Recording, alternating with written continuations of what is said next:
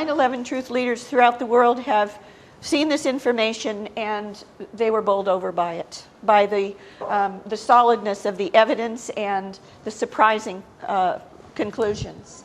David Ray Griffin, this will transform the discussion of what happened on 9/11. Robin Horden, this changed. Richard Gage, this presentation blew me away, and I could go on, but they're amazing feedback. They keep going. So this presentation is going to cover the review of the major 9/11 truth events of the past year, laying the evidential groundwork to bring the real perpetrators to justice, what happened at the Pentagon and didn't, and why it mattered. All right, the next slide.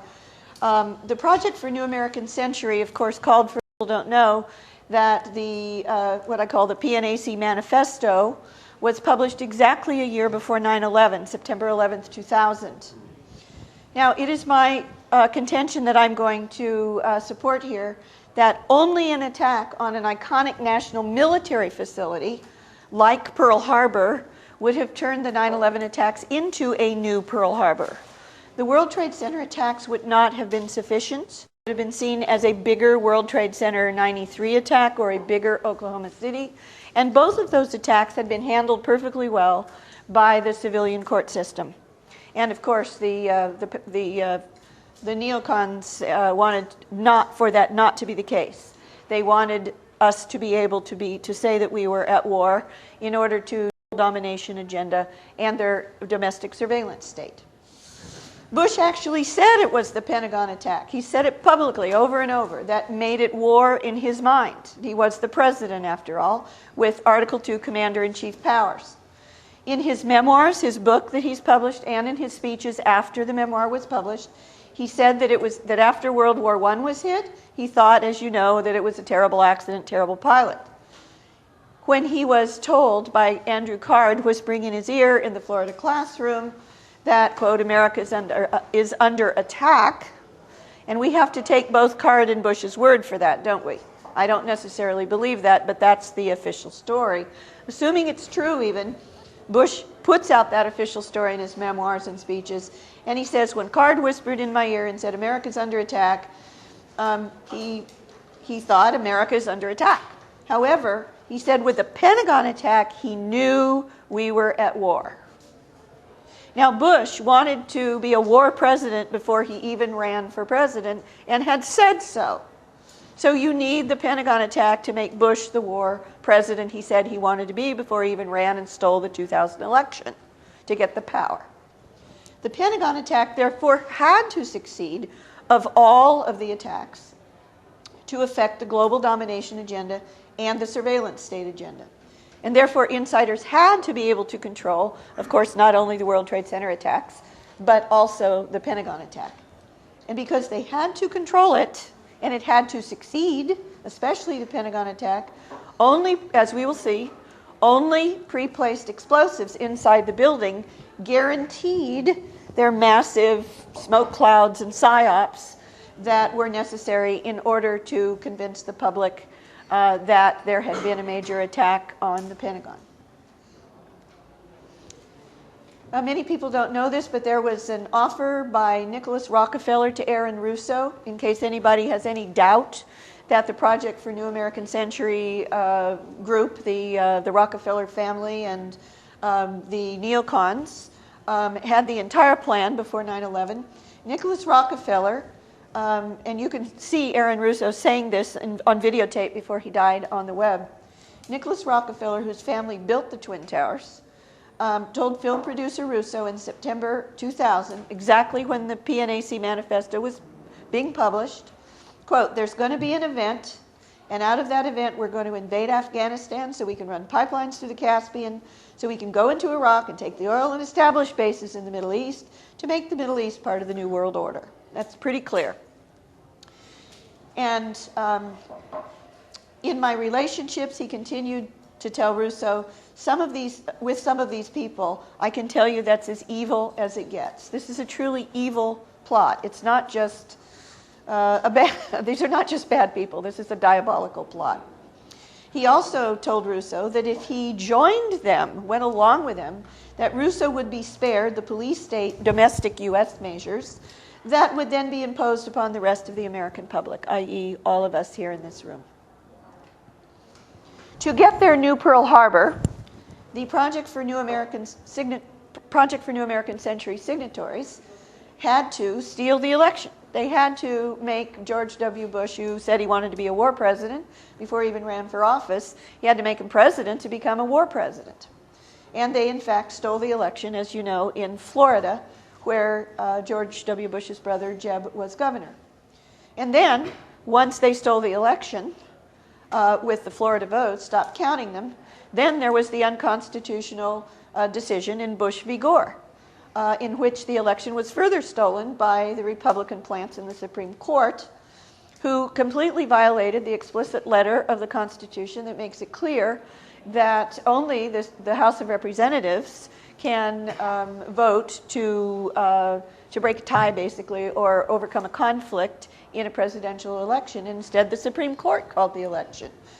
And who did that, who argued that, but Ted Olson, and this is linked to the Pentagon attack because it's his wife, Barbara Olson, who was allegedly on the Pentagon plane, and according to the official story, which David Ray Griffin has proven is false, that Barbara Olson's alleged phone calls to her husband, Ted Olson, who argued Bush v. Gore, which stole the election, which made Bush the president, and 9/11 made him the war president. Barbara Olson's cell phone calls simply did not happen. And we now have that from the FBI in the Moussaoui case, saying that they lasted 0 seconds, i.e. they were attempted but never got through. And this has now been confirmed by American Airlines and the Pentagon. This is per David Ray Griffin's research. So Bush planned on being a war president before even running for office. With Bush's election, the signatories of the Project for New American Century Manifesto, led by the Rockefellers, one of whom told Russo everything they had planned exactly a year before 9/11, as the PNAC manifesto came out, then became the United States government. You're going to see that slide in a moment. I've looked at all of the Project for New American Century manifesto signatories and participants. There were 2 levels of participation, and they literally became the United States government. Every single position needed to plan, carry out, and cover up the attacks of 9/11. And once in power, again, only the Pentagon attack guaranteed Bush becoming the war president that he had said he wanted to be before even running. This page continues on down. These are simply the names of the signatories and participants in the PNAC manifesto signed a year before 9/11 who took over the United States government, just one after the other in their positions. Only the Pentagon attack enabled "We are at war." Now, this is interesting. This is a very important photograph that was on the Washington Post website the day of 9/11, just after the attacks. And they've already got their propaganda poster ready behind the General Zahner of the National Security Agency. And what's important about General Zahner, who was quoted in the Washington Post with "We are at war" behind him immediately after the attacks, is that he headed the National Security Agency's unit that had surveilled all of the calls from al-Qaeda's global communications headquarters in Yemen for at least a year and a half or 2 years before the attacks. They knew absolutely everything about the plot. The new Pearl Harbor and war memes were pushed by the mainstream media as the attacks were literally underway. Tom Brokaw, for instance, as the attacks were unfolding before the towers fell, they were smoking, he said, "There's been a declaration of war on the U.S. by terrorists. This is the most serious attack on the U.S. by Pearl Harbor since Pearl Harbor." There were many, many other quotes I could give you of newscasters and top administration officials referring to Pearl Harbor. The new Pearl Harbor insider script, what did it require to be implemented on 9/11? It required the appearance of, at the very minimum, a surprise attack like Pearl Harbor. You know, that was the most important thing, with Condoleezza Rice and Bush and Cheney and everyone going on TV and saying, "We couldn't have imagined it." That was a way of saying it was a surprise. It has to be a surprise attack. And it's a kamikaze attack. just like Pearl Harbor. Except on 9/11, the script was planes would be used as weapons against buildings instead of against ships. This is a Pearl Harbor script. A critical mass of innocent deaths was required. Those are the next slides coming up. All right, we've already discussed this. Zelikow, of course, was a close associate of Condoleezza Rice, who was National Security Advisor to President Bush and very close to Bush. And Zelikow was an expert, as many of us know, on creating public myths and, most people don't know this, also maintaining public presumptions. In other words, he's an expert on state lies and state cover-ups. And that's on his own bio. The White House approved all major exercise scenarios. That's a personal interview I did with Richard Clark, the counterterrorism advisor in the White House under Condoleezza Rice on 9/11. I personally interviewed him, and he told me that the White House approves all major exercise scenarios in advance. Those are military exercises. And as we know, on the morning of 9/11, there were hijack scenario exercises being conducted by NORAD Northeast Sector, the precise NORAD-NEAD sector that did not respond for some hour and 45 minutes to the alleged attacks of 9/11. All right. And that approval had to have come from Rice and Clark himself, because Clark was the counterterrorism advisor. Ensuring a critical mass of innocent deaths, especially at the World Trade Center, I believe was critical to their very diabolical plot. The two attacks at the World Trade Center, 15 minutes apart, of course, were designed to ensure a maximum live audience for the second tower being hit and the tower's collapse. Literally millions of people were by then watching.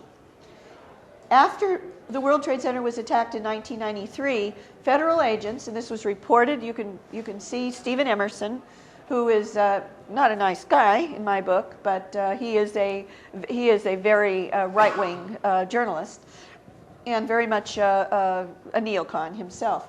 But he states on the internet in an interview that after World Trade Center 93 was attacked, federal agents told him in person that there had not been enough deaths that time.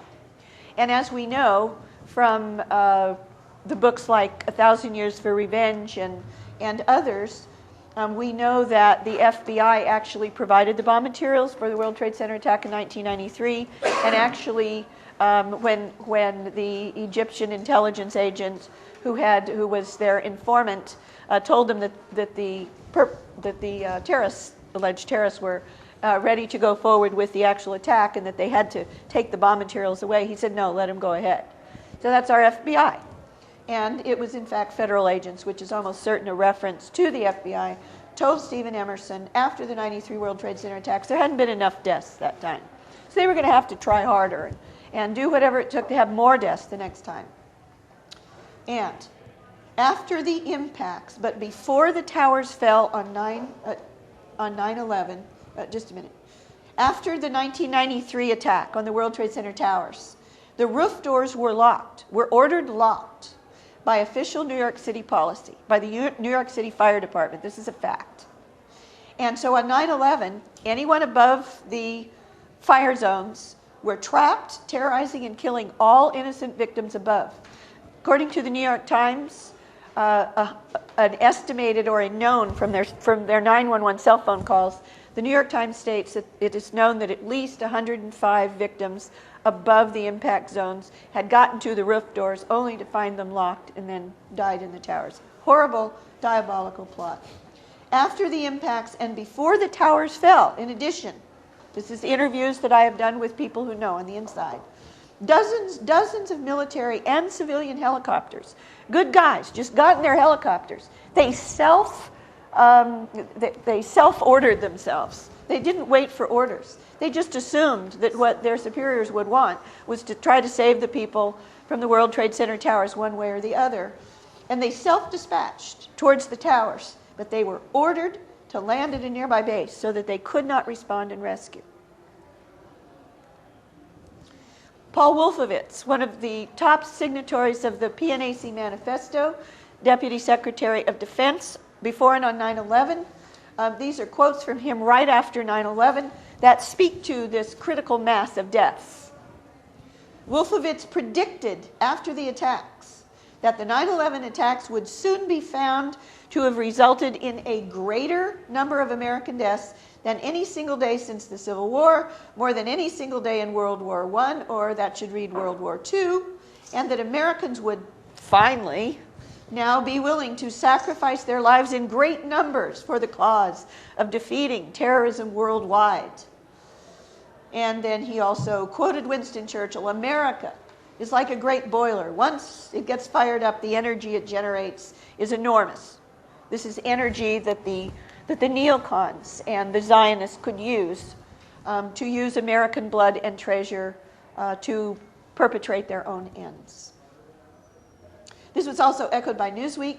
More people were killed, Newsweek said right after the attacks, by suicide hijackers last week than the number of American soldiers killed in the entire American Revolution, or at Antietam, the bloodiest day in the Battle of the Civil War, or at Pearl Harbor, or on D-Day.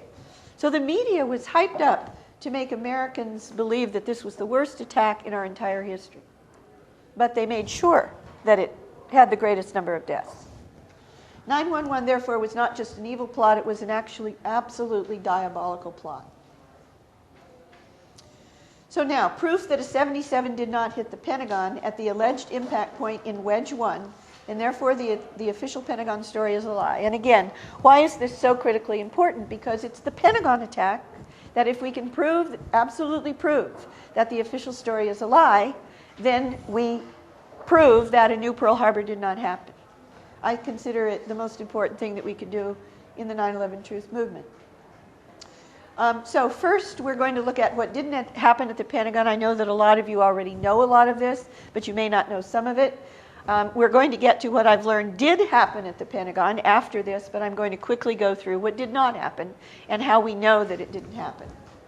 So what didn't happen at the Pentagon is what the government and the 9/11 Commission report says happened. This is actually a slide from the Pentagon itself. That's the Pentagon logo of Pentagon spokesman at the Pentagon's own press conference right after 9/11. And this is the graphic that he was showing of the official story, alleged impact point. And so this is the graphically displayed official version of 9/11. This is the west side of the Pentagon, as most of you know. And most people don't know, as you'll see more clearly in slides in a moment, that the Wedge 1 that had just been upgraded and hardened specifically to withstand a terrorist attack either by a bomb or a lateral impact of a plane is not the whole west side. Most people think it's the whole west side. It's not. It's from the center line of the west side around this corner to the center line of this side over here. So from the center line left, it was not yet hardened. You'll see that's very important. Okay. Now there are some blank slides, so okay. Now when you say I'm getting to that. I think I will answer your questions. All right, the west heliport side of the Pentagon. This whole side is the west side. This is where the official story says Flight 77 came in at almost 9:38.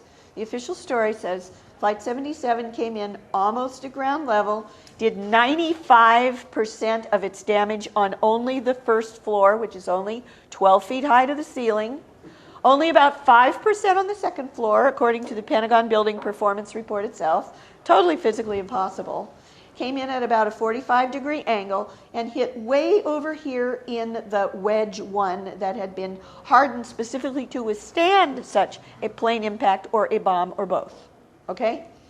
Now, this whole west side, however, from the center, because we're looking this way, this is actually the center line, where the heliport is. There's an H here. The Pentagon has its own heliport, and this little building, this photograph, aerial photograph was taken before 9/11, but shortly before. This little building here is very important for what actually happened at the Pentagon. It is the Pentagon Heliport Firehouse. And this is the north, that's the south, this is the west face, okay?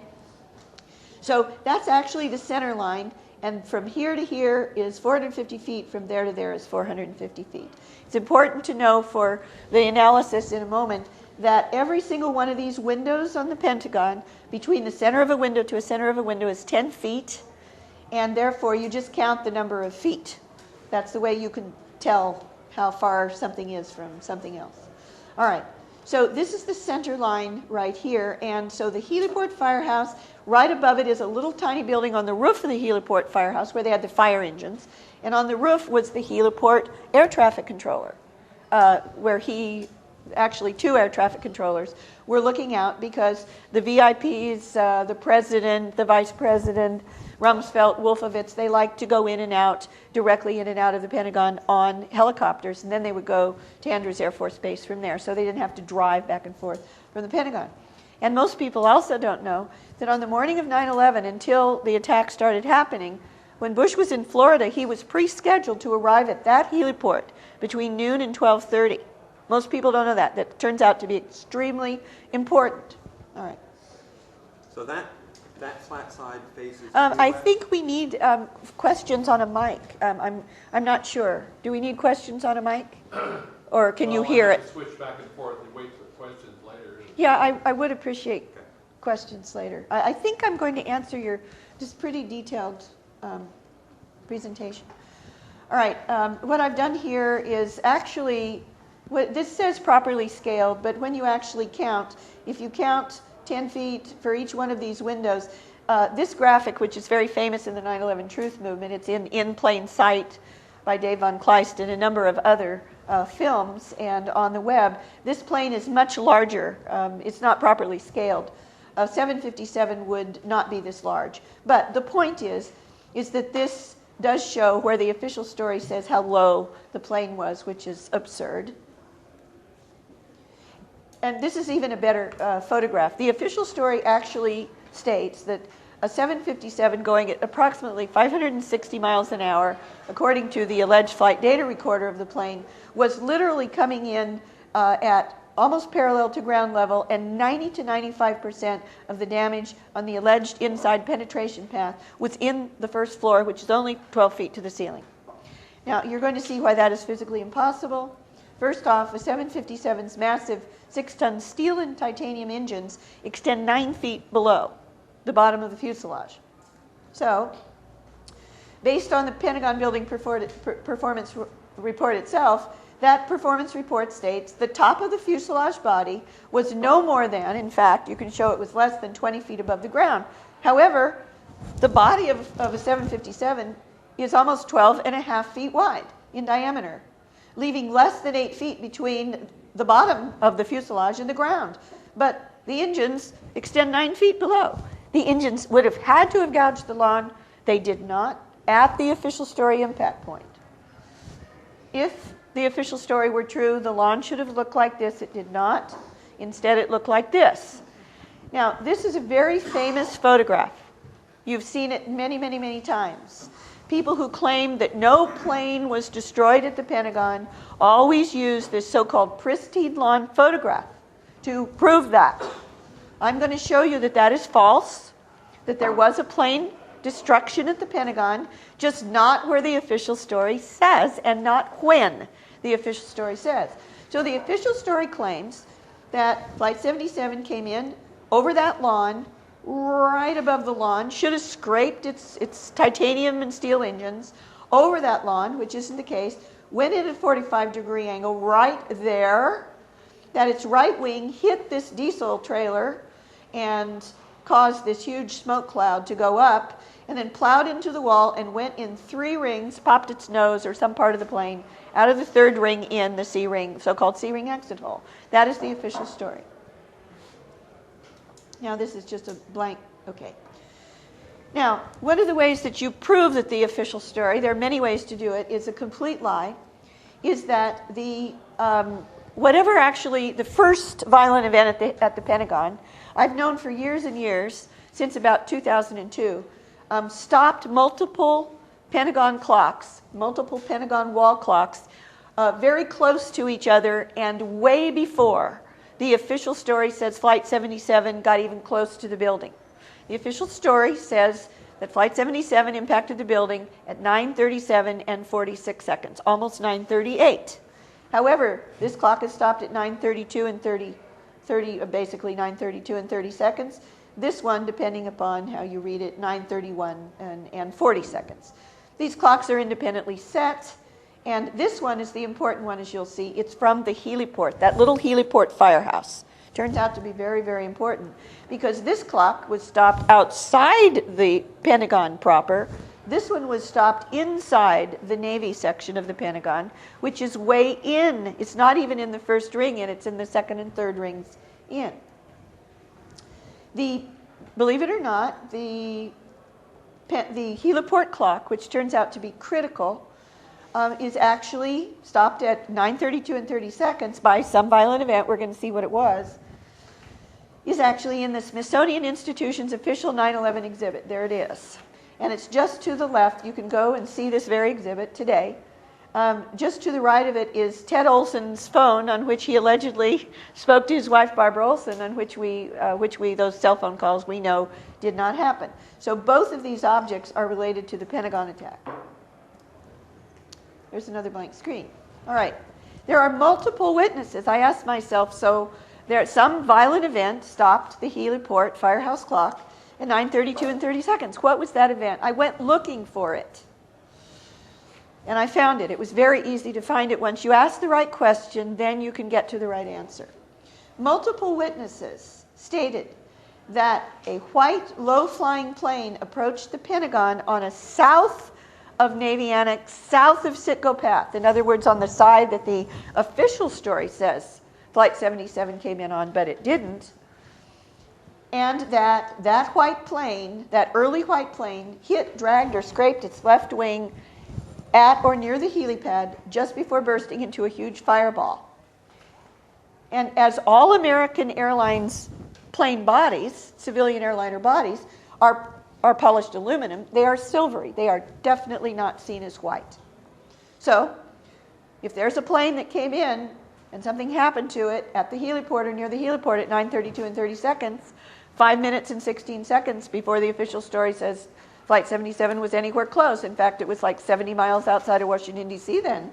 Even if it was Flight 77, it could not have been even an American Airlines plane. Witness Jim Sutherland saw a white twin-engine plane with multicolored horizontal stripes, like an American Airlines airliner would have, flying at estimated 50 feet above, coming in almost parallel or straight line approach over 395 towards the building. Two of the three Pentagon heliport firefighters, that little firehouse that I showed you to the left, which is to the north, on the west face, but to the left, going north of the midline, to the left or north of the heliport pad, the helipad. They were in the firehouse, and one of them, Alan Wallace, had, because they were then expecting Bush to arrive at the heliport, and in case there was a crash, they always pull the fire trucks out and park them outside so they would be ready. He had just opened the big door of the heliport firehouse, pulled the fire truck out, and backed it with its back to the wall, the west wall, facing out perpendicular with its back to the wall and its front out.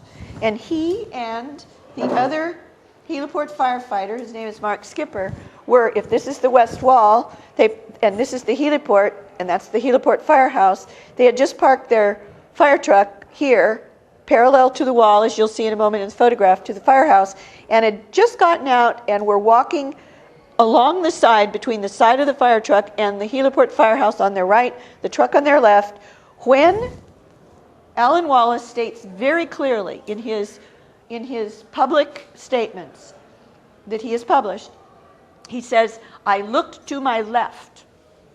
He emphasizes left. Left would be to the south path, not the Citizens Investigation Team north path, witness path, the south path. He said, "I looked to my left and saw a white plane," there's the white plane again, "approaching the heliport, the helipad, and exploding into a fireball right next to the firehouse, which would have actually killed them had they not seen it." They guesstimated, even though it was coming at that 45-degree angle towards them, they guesstimated when they saw it, because they couldn't see it until they got just beyond the nose of the fire truck, they looked to their left, and oh my God, it was about 200 to 250 feet away, coming straight towards them. And they ran. And they did survive. One of them jumped under a van just on the outside of the heliport firehouse. Another one, skipper, ran further out on the lawn and just jumped. And they both did survive. They were burned, but they did survive. Okay. It came on a south of Navy Annex path. Wallace emphasized it came to his left, as we've seen. He said, like the other witnesses, that it was white, a white plane. He emphasized a white plane with 2 horizontal colored stripes that appeared to him to be orange and blue, but were probably red or red, orange, and blue, intended to simulate an American Airlines airliner, to pretend, to fake people out, to believe it was an American Airlines airliner. To avoid being hit by the white plane, Alan Wallace, one of the 3 heliport firefighters who were on duty from Fort Myers that morning at the heliport firehouse, pending Bush's expected arrival between noon and 12:30 at the heliport at the Pentagon, he ran towards the outer wall of the heliport to cover under the van. Immediately afterwards, after the fireball, he came out from under the van, looked around, and he said, this is in his published statement, everything was on fire. The grass is on fire. The building is on fire. The firehouse is on fire. There was fire everywhere. Areas of the blacktop, meaning the helipad, were on fire. There was debris everywhere. This is obviously whatever this plane hit its left wing, exploded. What he calls debris, I'm almost certain, is plane wreckage debris. The trees were on fire. The back end of the fire truck that he and Mark Skipper had just parked facing with his back to the Pentagon was also on fire. Inside the firehouse, whose door was still open, having just brought the fire truck out, this huge pressure wave from this explosion, I believe, of the white plane, what else could it be, also caused the heliport firehouse clock to fall off the wall and stop. And that's the clock that stopped at 9:32 and 30 seconds.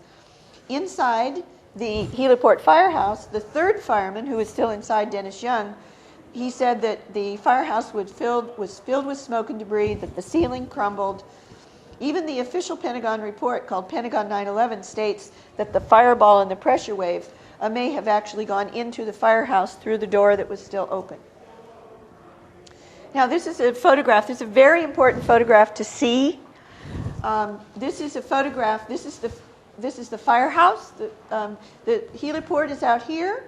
The official story impact point is way down here to the south. That's to the north. This is the west wall. Here's the south edge of that heliport firehouse that goes like this with a heliport air traffic controller perch on top of it. This is exactly what Alan Wallace and Mark Skipper said they saw. The trees are burned. This is burned, the heliport. There was debris all over it, all over this area. And some of these firefighters are, in fact, those Fort Myers firefighters. Multiple witnesses saw the plane's left wing just before the fireball hit, scrape, or drag. They used different words for the same experience on the helipad just before it burst into a fireball. One said the left wing of the plane touched the ground by the helicopter pad. The left wing dipped and scraped the helicopter area. The left wing touched the helipad. All different witnesses' statements. The plane dragged its left wing along the ground before exploding. It looked like it hit the helicopter pad, then skipped up. The plane caught the edge of its left wing on the ground. There is a helicopter pad right in front of the left side of the Pentagon. The wing touched there first. Here's another very important photograph. After the fireball, there were what many witnesses called just huge numbers. One of them said millions. It seemed like millions of small pieces of wreckage and debris scattered all over this area, which is to the north. As you're looking at the Pentagon wall, to the north or to the left as you're looking at it from the official story alleged impact point, which is way south. Okay. All right. This is well to the north of the alleged impact point. Debris also rained down, according to witnesses, on I-27. If this is the west wall of the Pentagon, I-27 is out here. It's Washington Boulevard, all that way out, which is like 300 feet away from the wall. And debris, according to some witnesses, also rained down on the Fort Myers walking trail, which is way out there to the northwest. Witness Penny Inglis to the white plane. She went on record that she saw a white, low-flying south approaching plane, the above piece from which she actually claimed fell through her sunroof. and she put this on the web. The inside surface, notice, is dark red. It's also grainy, almost like graphite. I believe that that is a kind of stealthing material. I don't know that, but it's a hypothesis. But what's important about this is if this were a piece of debris from an American Airlines airliner, that would be a kind of yellow-green on the inside of the pieces of a fuselage or a wing. And instead it is dark red. All right? Witness Dennis Cimino. I don't know if you know Dennis Cimino. He is a very important expert witness who testified at the Vancouver hearings, same place I testified in mid-June of last year. The Vancouver hearings and the Toronto hearings were the two major events last year for 9/11 Truth. I spoke at both of them. Dennis Cimino spoke at only Vancouver hearings, and he has a background in the Navy. He was a submariner and an expert in nuclear weapons, and he's also a flight data recorder, FDR expert, and he's also a pilot, and has been quite a fine pilot. And he says that he believes that this looks to him like a piece of white fiberglass, and he believes that the plane that came in, hit its left wing, and then exploded into a fireball was a drone, a fiberglass drone, white fiberglass drone that was shaped and painted to look like, to lead people to believe that it was an American Airlines airliner. I tend to agree with that, but that is a working hypothesis. Here's another perfect example of this is the actual heliport with one of the Fort Myers firefighters walking on this with this immense amount of debris. Right after this white plane came in, hit its left wing, exploded into a fireball, and stopped the heliport firehouse clock. 5 minutes and 16 seconds before the official story says Flight 77 was anywhere close to the building. The closer you get to the wall, there's actually larger pieces of debris. This is another excellent picture, shows all the fire. This is the pristine lawn. It's very important to see. That photograph that I showed before of the pristine lawn outside the alleged impact point, Flight 77 is way down there, right opposite the point over the alleged impact point. It's already collapsed at that point. And this is all towards the heliport firehouse, and the helipad is over here. The pristine lawn doesn't start until there, and then it goes south from there. That's the pristine lawn. This is the destroyed area, which hardly anybody in the 9/11 Truth Movement ever shows you. Why? Now, the helipad is right here, and this is the famous largest piece of alleged Flight 77 debris that fell on the lawn of the Pentagon. Notice all these smaller pieces of more confetti-like debris further towards the wall, okay? And this piece is actually very close to the helipad and is presumably part of that debris. Now, this is amazing. I found this last year and was able to prove it based upon the official radar records from the government itself. There was not just this white plane at the Pentagon that exploded near the heliport. We will get to why it exploded in a moment. But it exploded near the heliport at 9:32 and 30 seconds because the explosion stopped the heliport clock at that time. Other clocks inside the Pentagon also stopped at approximately that time. But there was a helicopter, a military helicopter, at the helipad as that plane came in, according to the radar records, and it arrived at the helipad 4 minutes and 42 seconds before the white plane came in, and then just as the white plane was coming in, it's on the helipad, the white plane comes in, it starts to lift off just as this plane is destroyed. 3 seconds before, as you will see, now here's the radar record. This is the record from Reagan National Airport for what the radar image, the graph with the radar track on it. And this is from the 9/11 Commission report. Labels as MC, which is almost certainly Marine Corps helicopter. That a Marine Corps helicopter was at the Pentagon heliport just 3 seconds before, up until 3 seconds before this white plane comes in. How do we know that? It shows its arrival, meaning its descent below the Reagan Airport radar floor, which is at that point, because Reagan Airport is only a little over a mile from there, it could actually see down to about 100 feet above the ground. So when any plane, helicopter or plane got below 100 feet, then it went off radar. But if the helicopter lifts up, it goes back on radar at 100 feet and above. So it went below 100 feet, it arrived at 9:27 and 51 seconds. It returned to radar visibility at 100 feet and over at 9:32 and 33 seconds. When did the Pentagon clock stop? 9:32 and 31 seconds. That's not a coincidence.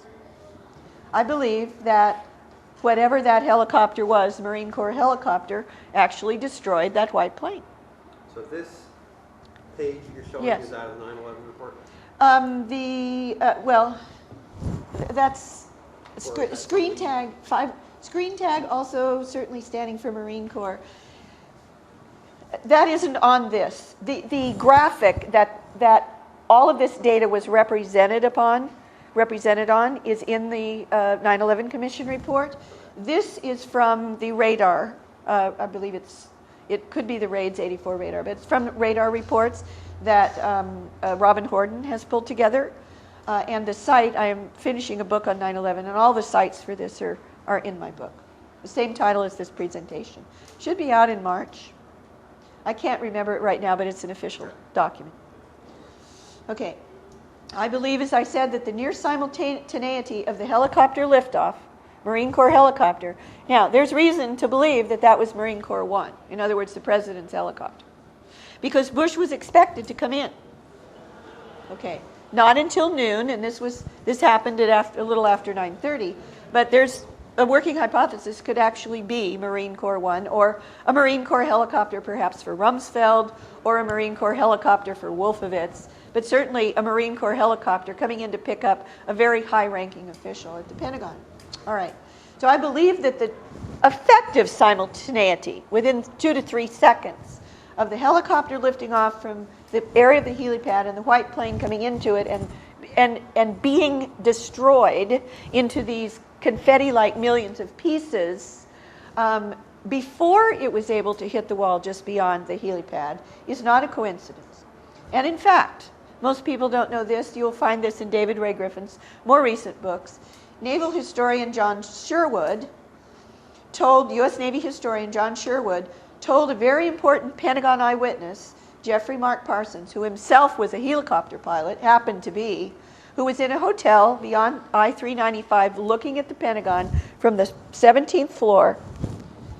The naval historian John Sherwood interviewed him because he was an eyewitness and for the historical record.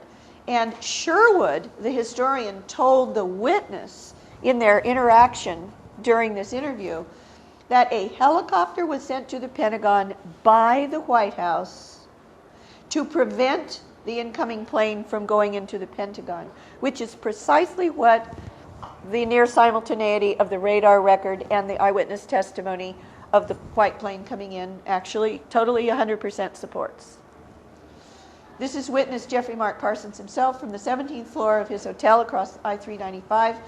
This is quite amazing. He saw a helicopter well before the white plane came in, flying like a bumblebee in this strange erratic pattern, like it was trying to avoid something, being hit, maybe by a missile, who knows, but flying in an erratic pattern between close to his hotel and over to the heliport area and coming back. And then he said it finally disappeared from his perspective where he knew the helipad area was, and shortly after that, then he left his window. And within just a few minutes after that, and we know that it was about 4 minutes and some seconds from the radar record, he said in just a few minutes after that, there was this big explosion. He went back to the window, saw this fireball smoke cloud. So that completely confirms the other witnesses. An Air Force witness to CNN's Chris Plant. Chris Plant went on mainstream television as the Pentagon attacks were happening. He said, I was told by one witness, an Air Force senior enlisted man, that he, the enlisted man, was outside when it occurred. He said he saw a helicopter circling around the building. This is similar to Parsons' language. Okay, so the next slide. Yet further evidence from true experts, pilot experts, that the official story trajectory, again coming in parallel to the ground, 95% of the alleged impact damage to the first floor, which is only about 12 feet to the ceiling, proof that that cannot be true, that it is physically impossible, that the official story alleged trajectory of any 757, Flight 77 or otherwise, at the claimed speed of over 500 miles per hour just above the ground is physically impossible. It is totally, this is a quote from Air Force and commercial airline pilot Russ Wittenberg. It is totally impossible, physically impossible. A 757 could not possibly have been flown at those official story speeds without going into a high-speed stall. The airplane won't go that fast when you start pulling those high-G maneuvers. That plane would have fallen out of the sky long before, he claims, it got anywhere close to the ground if it was truly a 757 going at the speeds that the alleged flight data recorder said it was. This is even a more important quote. Certified Top Gun U.S. Navy pilot Ralph Kolstad, whom I personally interviewed. He has over 26,000 flight hours, including 6,000 flight hours in Boeing 757s for American Airlines, including the physical planes that flew as Flight 77 and 11 on the morning of 9/11. He states, after reviewing the evidence, I could not have flown it the way the official story flight path was described at the Pentagon. I was a Navy fighter pilot and an air combat instructor and have experience flying low-altitude, high-speed aircraft.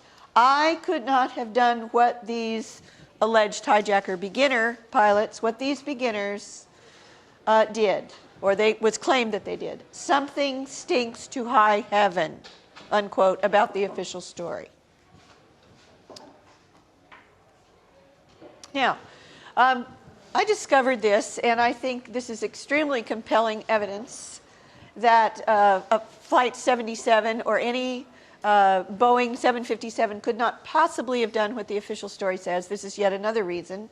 The official story claims that at the time that Flight 77 approached the building at 9:37 and 46 seconds, that it had gone out from Dulles Airport, turned around and come back east, and had only been in the air 1 hour and 17 minutes. And that it was supposed to have gone to Los Angeles with full fuel on board. There are 3 main fuel tanks in a 757. This is taken from Boeing's own website. The smallest one, the smaller one, is in the center fuselage. The 2 largest ones are in the wings. The wings are flying fuel tanks. The official story claims that the leading edge of those wings of a Boeing 757 coming in about 560 miles per hour hit 5 light poles, 240-pound light poles, standing light poles, in sequence, and that these flying fuel bombs did not explode, and that the wings were not even breached. And this is a photograph of one of those light poles that a 757 allegedly hit. They're huge. And this is a graphic of where those light poles are that the official story claims, coming in on that diagonal path, that the leading edge of the right wing hit 1, 2 poles, and the leading edge of the left wing hit 3 poles. Certified Top Gun Navy pilot Ralph Kolstad again. This is an interview with me that I recorded. If a 757 hit a light pole, even 1 light pole, going at that high speed, it would have ripped open the wing, ripped open the wing's fuel tank, and that wing would have erupted into flames, into a fireball. That's before it even got to the wall. The wings and probably the entire plane with them would have been destroyed before it could even get to the building, unquote. When the leading edge of the wing of this jet hit just a single light pole, it sheared the wing off. This is an actual event. Sheared the wing off, spilled jet fuel and wreckage over 100 feet, and crashed the entire plane. When this happened, the same thing happened to a larger, that was a smaller plane than a 757 you just saw. But when this happened, hitting 2 light poles, to a larger airliner, similar in size to a 757, which was in Detroit in 1987, 18 feet sheared off the left wing when it hit two light poles in a row, going at only 222 miles per hour, versus Flight 77 allegedly, one of its wings hitting three light poles and the other two light poles, without any kind of problem to the plane, that it made it all the way to the wall without exploding first. 18 feet sheared off. The 18, well, where it, yes, it hit the pole 18 feet in from the tip, yes. Okay. And it completely just severed it like a knife cutting through butter. Did that cause a big fire? That wasn't stated, so I don't know. I don't know. Yes, I'm trying to find out. Good question. The question was, did it in fact cause a fireball? Did it cause a fireball? I don't know. But don't forget, don't conflate two things. We're talking about the official story and a 757 that would have fuel in the wings at the official story alleged impact point down south of the center line. The white plane, according to Cimino from the evidence, did not have, it was a drone, a fiberglass drone that had no fuel in the wing tanks. If it hit the poles, it could have done what you see to the poles, deflected it over to the heliport, and then I think they actively destroyed it before it hit the wall. Okay, now even if a 757, the official story allegation, had gotten through 5 light poles in a row without already exploding or crashing before it got to the wall, which Kolstad said it would have, for sure, after hitting only a single light pole, not 5, and gotten through those 6-foot-high spools without knocking them over, which the photographs say they weren't, a plane the size of a 757 even could not have penetrated the newly hardened outer wall. Why is that? That wall, this is a graphic from the Pentagon Building Performance Report showing the hardened wall. It was 2 feet thick. It had been specifically hardened in many different ways over the previous year or so to specifically withstand truck bombs like Oklahoma City, in the wake of Oklahoma City, truck bombs, bombs at the wall, and high force lateral impacts, i.e. a plane impact. Because the Pentagon was always worried that some plane, even inadvertently, would have a mechanical problem from Reagan Airport, only a little over a mile away, and accidentally crash into the wall and kill a bunch of people.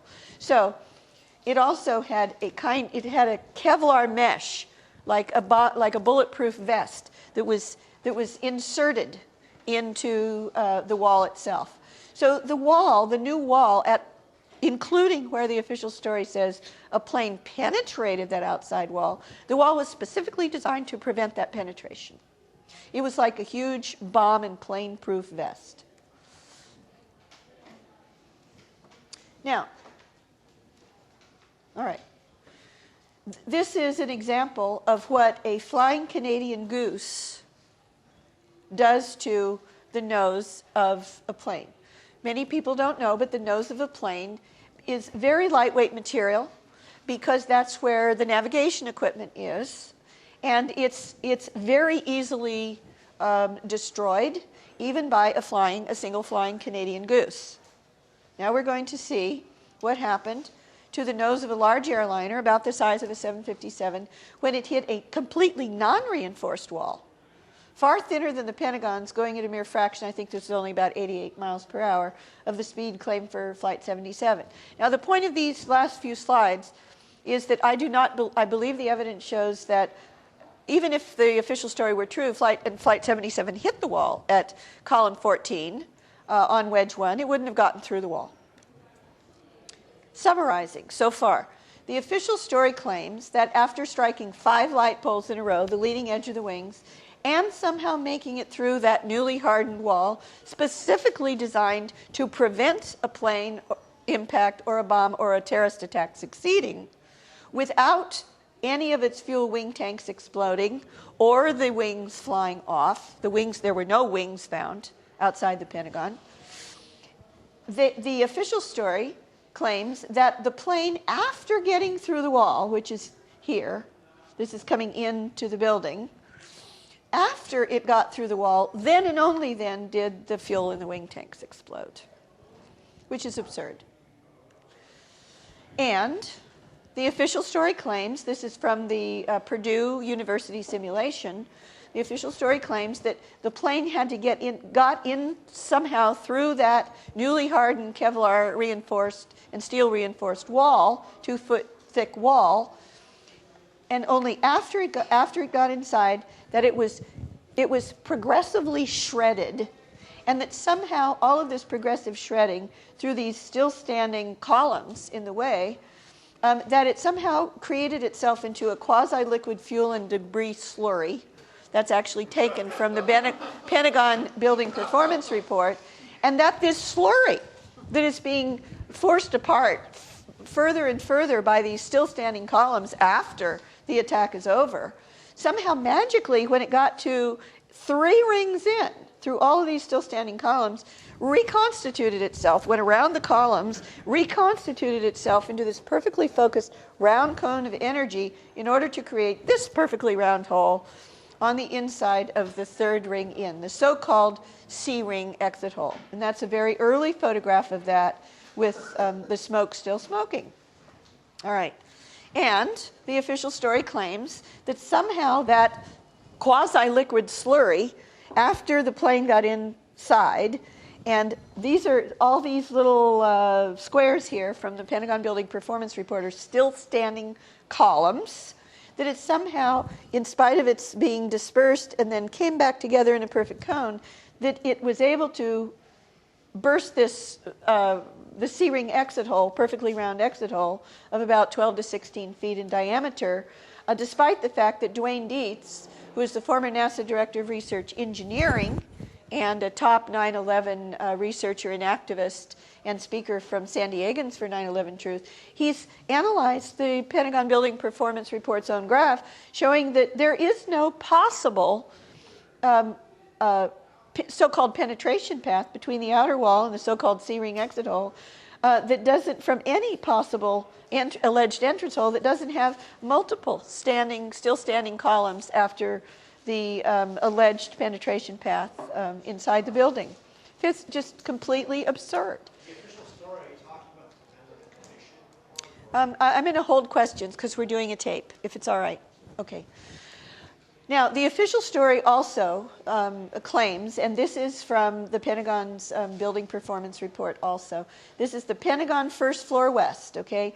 This is a graphic that shows where the FBI claims, and the Pentagon, from the FBI's data, claims that the bodies of dead victims were recovered. And they claim that, and this is the so-called entrance hole, and that's the so-called C-ring exit hole right there. This is the drive, the AE drive, which is where you can drive a car, between the inner C ring and the beginning of the B ring, which would be here, and then the center courtyard would be up here. The official story actually claims that after this plane somehow got through that newly hardened wall designed to prevent any plane from getting through, that this penetration path, this destruction path, that the victims, that there were at least 30 victims, if not more, that ended up all of their bodies in a pile outside that C-ring exit hole. Wow. But those are supposed to be bodies, including both people from inside the building and from the plane. Those inside the building are blue, I believe, and the orange ones are from the plane or vice versa. So if we go back and see that C-ring exit hole, of course, well, that's after, but you'll see another photograph. This is after they've cleaned it up a bit outside. Okay. Let's see. Okay, yes. All right. We have to go back a little bit. We have to go back quite a bit. We haven't seen these forwards there. We have to go back quite a bit. Oh, I'm going forward. I apologize. I apologize. Okay. All right. So anyway, this is the official claim, that there were dozens and dozens of bodies that spilled out of that so-called C-ring exit hole, including passengers from the plane. Well, by an amazing coincidence, in the Pentagon rubble, the government, the Pentagon itself, claims that there just happened to be, this is their official story, 5 unidentified remains that it assumes were hijackers. Which happens to be, assumes were hijackers, but can't prove it, even though the Pentagon's own autopsy report says there were no Arab DNA in any of the remains. But the official story claims that the very same number, 5 unidentifiable remains, were found in the Pentagon rubble that it presumes not to be hijackers. And just to be sure that the whole thing would be confused forever, they took those remains, re-incinerated them, and then dumped them in a landfill. But according to the Pentagon's own spokesman, immediately after 9/11, in a Pentagon press conference, you can read the entire transcript on the web, I think it's still on DOD's own website, there weren't any victims or any plane parts of any kind outside the C-Ring exit hole. And he was sent by his boss there immediately after the attack to take the photographs. His name is Terry Mitchell. He is in the Office of the Assistant Secretary of Defense for Public Affairs, Audiovisual Division. He went to take the photographs and presumably also videos. We've only seen photographs so far, however. He was given immediate access to that AE drive where the later report claims all those bodies were even beyond the C-Ring exit hole. And he answered media questions about a photo of the C-Ring exit hole that was put up on the wall at the Pentagon's own press conference on September 15th. This is what he said to media people who were completely confused because they took a look at the picture and they didn't see any evidence of a plane. And he said, in response to a question, there is a hole in the C-Ring. They, without saying who they is, suspect that this was where part of the aircraft came through. Although, and then he gives his experience, I didn't see any evidence of the aircraft down there. This pile of the debris outside that C-Ring exit hole, where that previous graphic, which was published later, claims that all these bodies were found, he said, the pile of stuff outside the C-Ring exit hole in the AE drive here, as he was pointing to the photograph, is all Pentagon metal from office stuff. None of that is from the aircraft whatsoever. Pentagon's own spokesman. As you can see, this is still the quote, they've punched a hole in here. That was punched out by the rescue workers to clean it out, to clean the debris out, and to get any victims out. So this is this round, clean exit hole that he was referring to. And note the words punch out. There's actually the words punch out on both sides. It's easier to see here than there. But this is a very important symbol. It's a circle with an upside down A and a cross across the A. And you're going to see what that symbol represents. Just as he said, this inverted A, this is a close-up, is the International Personnel Rescue System symbol for dead victim removed.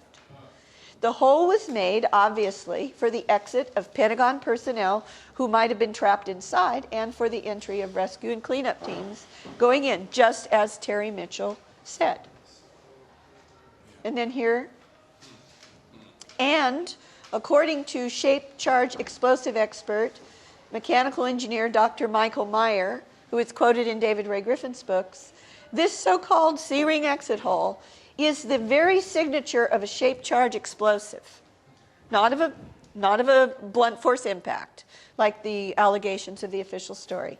He says it is physically impossible for the C-Ring wall, as in the photographs of the C-Ring, so-called C-Ring exit hole, to have failed in a neat, clean circle like that from a kinetic impact, a blunt force kinetic impact. Physically impossible. And he says, on top of it, that that's what a shape charge explosive result looks like. Now, in addition to the alleged plane exit hole, which is here, so this is one of the Pentagon's own aerial photographs shortly after the attacks. This is the alleged entrance hole, the alleged exit hole in the C-Ring, 1, 2, 3 rings in. This is after the wall over the alleged entrance at column 14 has already collapsed. And you will notice that this point, this exit hole, there's a kind of sooting around that exit hole. Well, it turns out that that so-called exit hole is just one of 3 so-called exit holes that the Pentagon itself labeled exit holes in this graphic that it provided to the Washington Post immediately after the attacks, where I discovered this, where it states clearly in this legend that there are exit holes. That's plural. And this graphic, this legend, those are the orange dots. There are 3 orange dots. One, they're labeled 1, 2, and 3. Those are the exit holes. There are 3 of them. And by the way, those were cited by Navy and Pentagon sources. And this is a different aerial photograph of the inside of the sea ring, with the center courtyard being this way and the alleged entrance hole over here. These are the 3 so-called exit holes that are also very clearly marked in this graphic that was published in the Washington Post. That's the one that the official story claims is the exit hole of the plane. And these are the other 2 that are mentioned on that graphic provided to the Washington Post. Now, this is fascinating to me. I put this information out a few years ago when I first discovered it. This is from I'm not going to name who it is on this tape, but this is on the website of someone who claims to be a 9/11 truth researcher. And he has doctored this, the original. He's moved the legend from here to here, and he's changed it to read exit hole. Plain exit hole, singular. He's removed the 2 and the 3, and now there's only 1. So that's a plant. The elephant in the room that, amongst other things, proves the official story false is time. And we've already seen a lot about this. But now I'm going to give you a lot of evidence, overwhelming evidence, that the first violent event at the Pentagon was in fact coterminous with, or even before, the approach and destruction of the white plane that stopped the heliport clock at 9:32 and 30 seconds. There's many other lines of evidence that the official story time is at least 5 minutes too late. Okay? Interestingly, the Army itself, after the attack, did not know the time of the attack. So they asked seismologists, the same seismologist, professional seismologist team that did the analysis of the Richter scales, the Richter scale readings for the World Trade Center attacks and the Pennsylvania attacks. They asked them to look at the Richter scale seismology record for the 5 closest readout stations to the Pentagon, and this is what they found. This is from their official report, which you can read online. They found no seismic signal for the alleged official story impact time of Flight 77. 0. 0.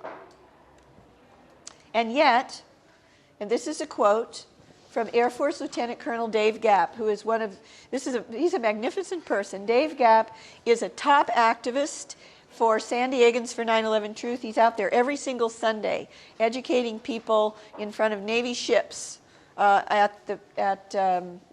the harbor at San Diego. And he's a 30-year veteran of the Air Force. He was a senior aircraft crash investigator, and he was the chief master air attack planner for the Iraq and Afghanistan wars before he retired from the military service. He told me, quote, if a 757 had struck anywhere near ground level, from his 30 years of experience as a crash investigator for the military, there would have been a seismic signal, and there was no seismic signal. Also, the date and time. This is the famous, one of the famous 5 frames that were in turn taken from there were 2 cameras in the parking lot here, looking at the west side of the Pentagon. This is from the north end, looking south towards the official story impact area. And in one of the famous 5 frames, you can see that the fireball is in fact on the south or farthest side of the heliport firehouse, which is completely consistent with the reports about the white plane. And you will notice that the date on this famous, this is the only fireball frame of the famous 5 frames taken from those 2 famous video cameras in the parking lot. Notice it's September 12th. It's not September 11th. And notice that it's 5:37 p.m. It's not at 9:37 and 46 seconds in the morning. Those were released by the media? Yes, this is released by the media. Released by the FBI held this. The FBI got it from the Pentagon. The FBI is in charge of all evidence, including video evidence. And then they released this. This was one of the 5 frames leaked in the spring of 2002. And then the actual videotapes, of which those 5 previously leaked 5 frames had been leaked, were actually made public, the entire 2 videotapes, in the Moussaoui trial in 2005, I believe. 2005 or 2006.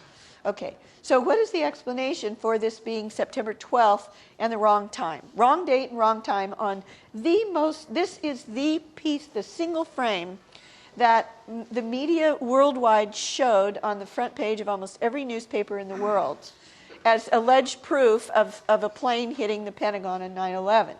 All right, the date and time on this below frame is the Pentagon now claims that that's the date and the time that the frames were downloaded from the security camera in the parking lot.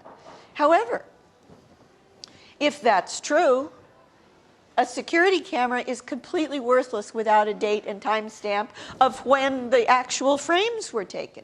So if that is when they downloaded it, they have explicitly hidden the exact time, let alone the date, of the fireball. Well, why would they hide the time of the fireball? Because they know that it wasn't at the time they claim Flight 77 hit the building. They claim it hit the building verbally in the 9/11 Commission report and everything else at 9:37 and 46 It seconds. says number 4 impact on the photo. That's The same correct. Typeface that Yes. says September 12th. That is correct. And The this, security camera wouldn't print number no, 4 and impact on it. it doesn't print. So- That's just my point, though. Yeah, this is proof alone the photograph is doctored. And the Pentagon also claims that that is the date it was and time it was downloaded, not the date the frame was taken by the security camera. It's also not the right aspect ratio for a standard camera image. Well, I don't. Could you mention that in a Q's and A's? Because we just can't hear the comment. Okay, now this is very important. Most people don't know this. It's mind-boggling, really. When the 5 frames from one of those 2 video cameras in the parking lot that were very close together, when those 5 frames were leaked in early 2002, there was an ordinary citizen who put in an FOIA request to the FBI, which holds all the evidence from the Pentagon and all the rest of the attacks of 9/11, and he said, I want you to review all the 85 videotapes that in the public press we have been told that you hold, he understood, from the Pentagon attack.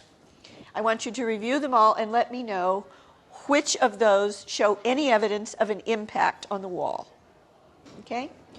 And an honest FBI special agent investigator looked at all 85. And she responded in a sworn response. You can read that response on the net. This is the critical paragraph from it, from McGuire's statement.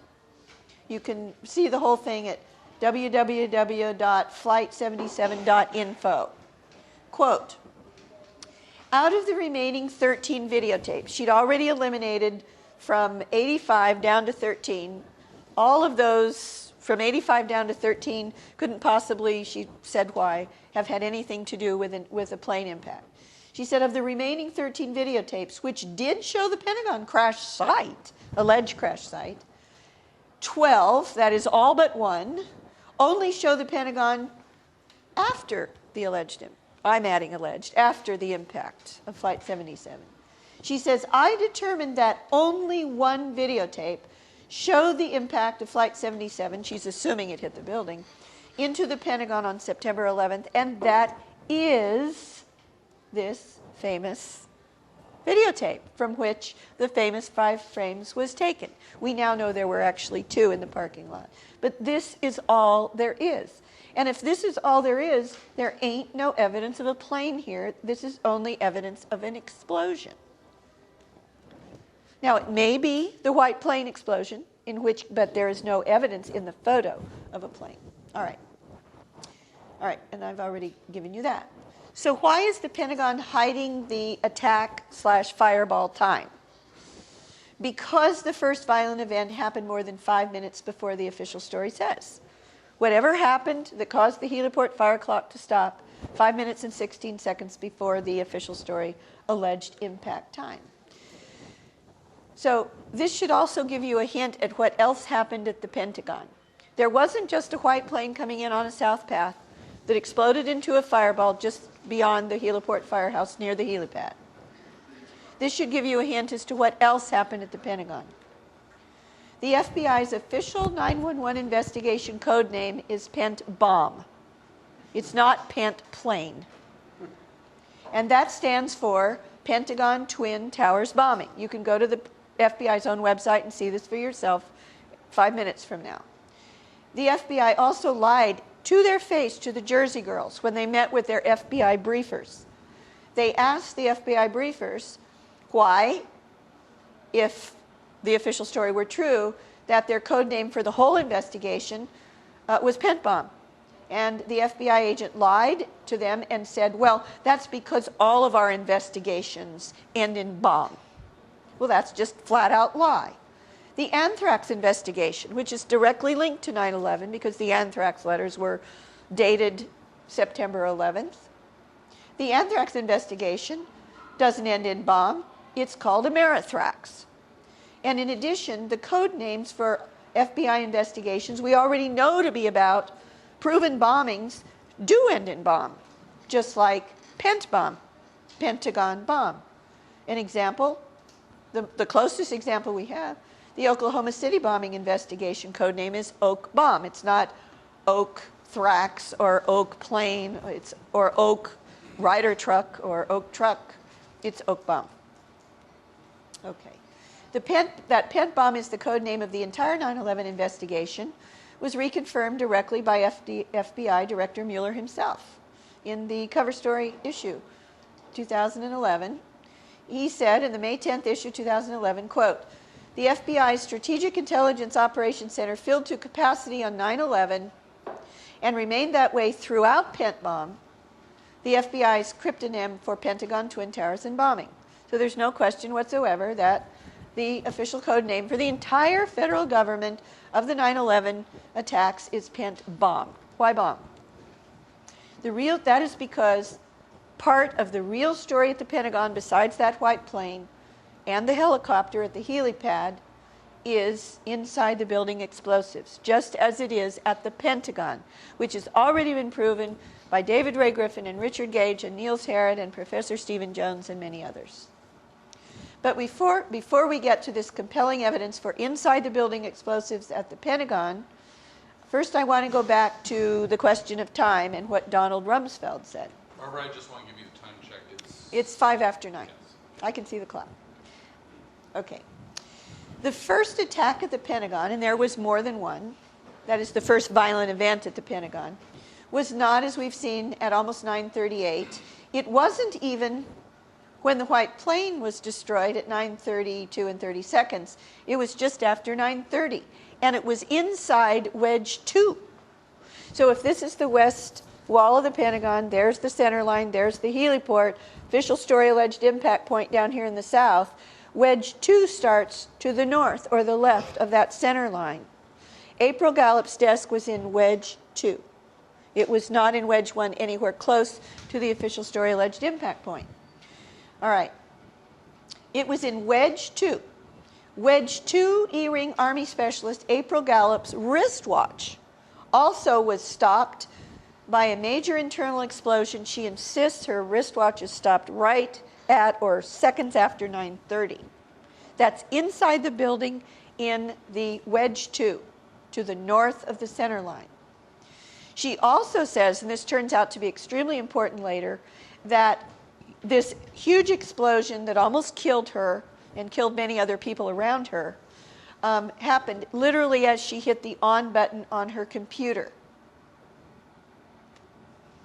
Why is that important? She says that the only fires she saw as she tried to escape through the rubble after that explosion, as she hit the on button on her computer, were fires coming out of the Army area computers. The first, okay, Fires coming out of the computers. That has been published in David Ray Griffin's books. All right, also this is evidence that the other converging consistent lines of evidence, besides the stop clocks at or shortly after April Gallup stopped wristwatch at 9:30 or thereabouts. The stop Pentagon heliport clock stopped right after 9:30. Other inside the building clocks, I've already shown you the photographs from the Navy area, stopped a little about 9:31 and 40 seconds. This is also these first media reports, even mainstream media reports, were not that the Pentagon would see it close to 9:38, which is how the official story solidified, but just after 9:30. So Reuters, USA Today, New York Times, US News and World Report, they all originally said in the very earliest reports that the Pentagon was attacked at about 9:30. Official testimony and records also say that the official attack was right around 9:30, much earlier than the official story. White House counsel and later Attorney General Alberto Gonzales said in an official taped lecture at the Naval Postgraduate School, which tape I have, quote, the Pentagon was attacked at 9:32. That Pentagon heliport clock stopped at 9:32 and 30 seconds. The FAA's official initial timeline said the Pentagon was attacked at 9:32.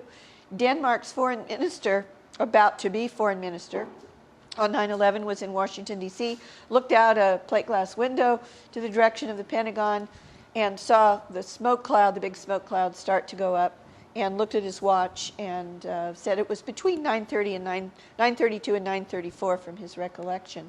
Again, couldn't possibly have been as late as 9:38. So if the Pentagon was really attacked right around 9:32, you would expect that there were major Washington, D.C. area official reactions immediately after that, not waiting until after about 9:38, which there were, lots of them. I'm going to have to go through these slides a little bit faster than I would like to, but you can see all the slides. Give me your email. I'll send you the PowerPoints. As you probably know, there was an E-4B command and control plane that was circling around over Washington, D.C., over the White House towards the Pentagon. It was up there at approximately 9:30, and then the Pentagon explosion happened after that, and after that, the White House was evacuated, and the Capitol was evacuated only after the real Pentagon attack at approximately 9:32. And I give the evidence for that. So the Pentagon attack, actually the real Pentagon attack right after 9:32, triggered the White House and other federal building evacuations. This Washington Post on September 11th said so on its online website, reporting. The 9:32 Pentagon attack, the real time, approximate time, also finally triggered the Secret Service to finally take Bush out of the Florida classroom. Not after World Trade Center 1 was attacked, not after World Trade Center 2 was attacked, not after on ABC News, as I was watching a split screen on the morning of 9/11, after World Trade Center 1 and 2 were attacked, and on one screen, Bush was sitting in the classroom still, on the other, innocent Americans were jumping to their desks from the towers. They still didn't remove him from the classroom. They only removed him from the classroom right after the real Pentagon attack, which was right around 9:32. In response to the real time of the initial Pentagon attack, Andrews Air Force Base suddenly went on alert. The offer of interceptors was originally made to the Secret Service by Major Daniel Crane of Andrews Air Force Base immediately after the second World Trade Center tower was hit in New York City, and was declined by the Secret Service in Washington. But the Secret Service suddenly changed its mind, not after the alleged official story time of the impact of the Pentagon, but right after the actual attack of the Pentagon at 9:33, 30 seconds after the white plane came in and exploded, and the Marine Corps helicopter lifted off. At 9:33 also, Langley Air Force Base interceptor pilot Dean Eckman received his first shoot-down order for any planes coming within 30 miles of Washington. Now, that is at a time when the official story says that Flight 77 was still dozens of miles outside of Washington. Even in New York City, it only happened after the Pentagon was actually hit, right around 9:32, that they finally closed the New York Stock Exchange. They didn't even close it after the second World Trade Center tower was hit, and people were jumping from the towers. Firefighters were at the Pentagon fighting fires from the real attack at the Pentagon way before the official story impact time. How do we know that? The first ones there were the heliport firehouse firefighters. They immediately got out from under the van when they realized they were alive and started fighting the fires. And there were all kinds of firefighters fighting those fires at the official story alleged approach and impact time. There was no second plane that approached the building and crashed into the wall. They were all standing there already fighting the fires from the real crash that happened at 9:32. Additional evidence for primary inside the building explosions, in addition to the white plane. Evidence that the Wedge 1 collapse, there is actually some evidence, I'm about to show you, that that famous Wedge 1 collapse of the wall over the alleged official story impact point was due to pre-placed explosives on the external support columns. This is an interesting comparison of, this is Oklahoma City after we know that it wasn't just the external Ryder truck bomb. There were 4 internal bombs that were placed. And at the Pentagon, this is the outside of the Pentagon after the collapse. Okay. Structural similarities. Witnesses to primary inside explosions. By primary, what I mean by that is they had nothing to do, couldn't have anything to do with a plane impact and resultant fires from a plane impact. They're primary, they stand alone. They're inside building the explosion from some kind of pre-placed charges, same as at the World Trade Center. Okay. Lieutenant McCowan, he was at the first floor D ring in the Naval Command Center. The Naval Command Center was the second and third rings in. None of the Naval Command Center was the outside E ring. It's, quote, it sounded like a series of explosions going off. It sounded like a series of bombs exploding, similar to like firecrackers. When you light them and you just get a series going off. This is almost identical language to the famous description at the World Trade Center. Bang, bang, bang, bang, bang, like somebody said, a series of firecrackers going off. Lieutenant Colonel Thurman, second floor D ring. Same ring, second ring in, second floor, this is the first floor. To me, it didn't seem like a plane at all. To me, it seemed like it was a bomb. Being in the military, I've been around grenade and artillery explosions. He's saying he's been around explosives. It was a 2-part explosion to me. It seemed like there was a percussion blast that blew me kind of backwards into my cubicle to the side, and then it seemed as if a massive explosion went off at the same time. Uh-oh. Oh, here we go. Little delay. All right. Okay. Now, this is very important. I discovered this. This graphic, again, you've seen this once. It's the one that Dwayne Dietz analyzed. This is the same graphic from the Pentagon Building Performance Report, which shows this is the alleged impact point. There's column 14 on the outside wall, and there's the alleged C-ring exit hole of the alleged Flight 77. The importance of this graph here is, it's hard to see, but right here in the middle in wedge 2, that's the D ring. And why is that important?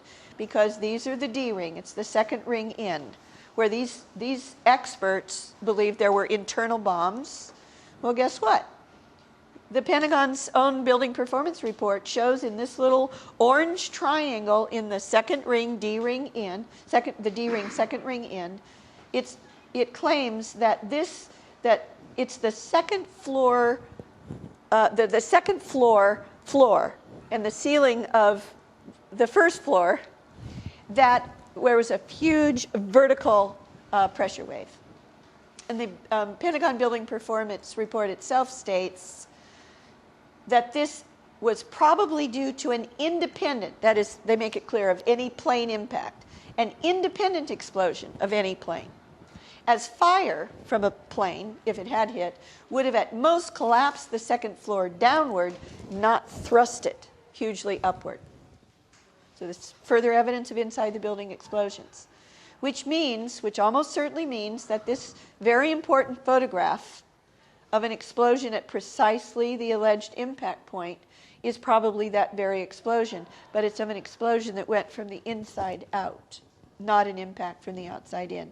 And notice that at the time of this explosion, and when I showed this slide yesterday evening at the Seattle 911 Truth group event at Town Hall in Seattle, And in the Q&A section, an expert from the military took the mic and said that is not, that he'd never seen this photograph, and that is not what an impact fire looks like. That is what an explosion looks like, an explosives.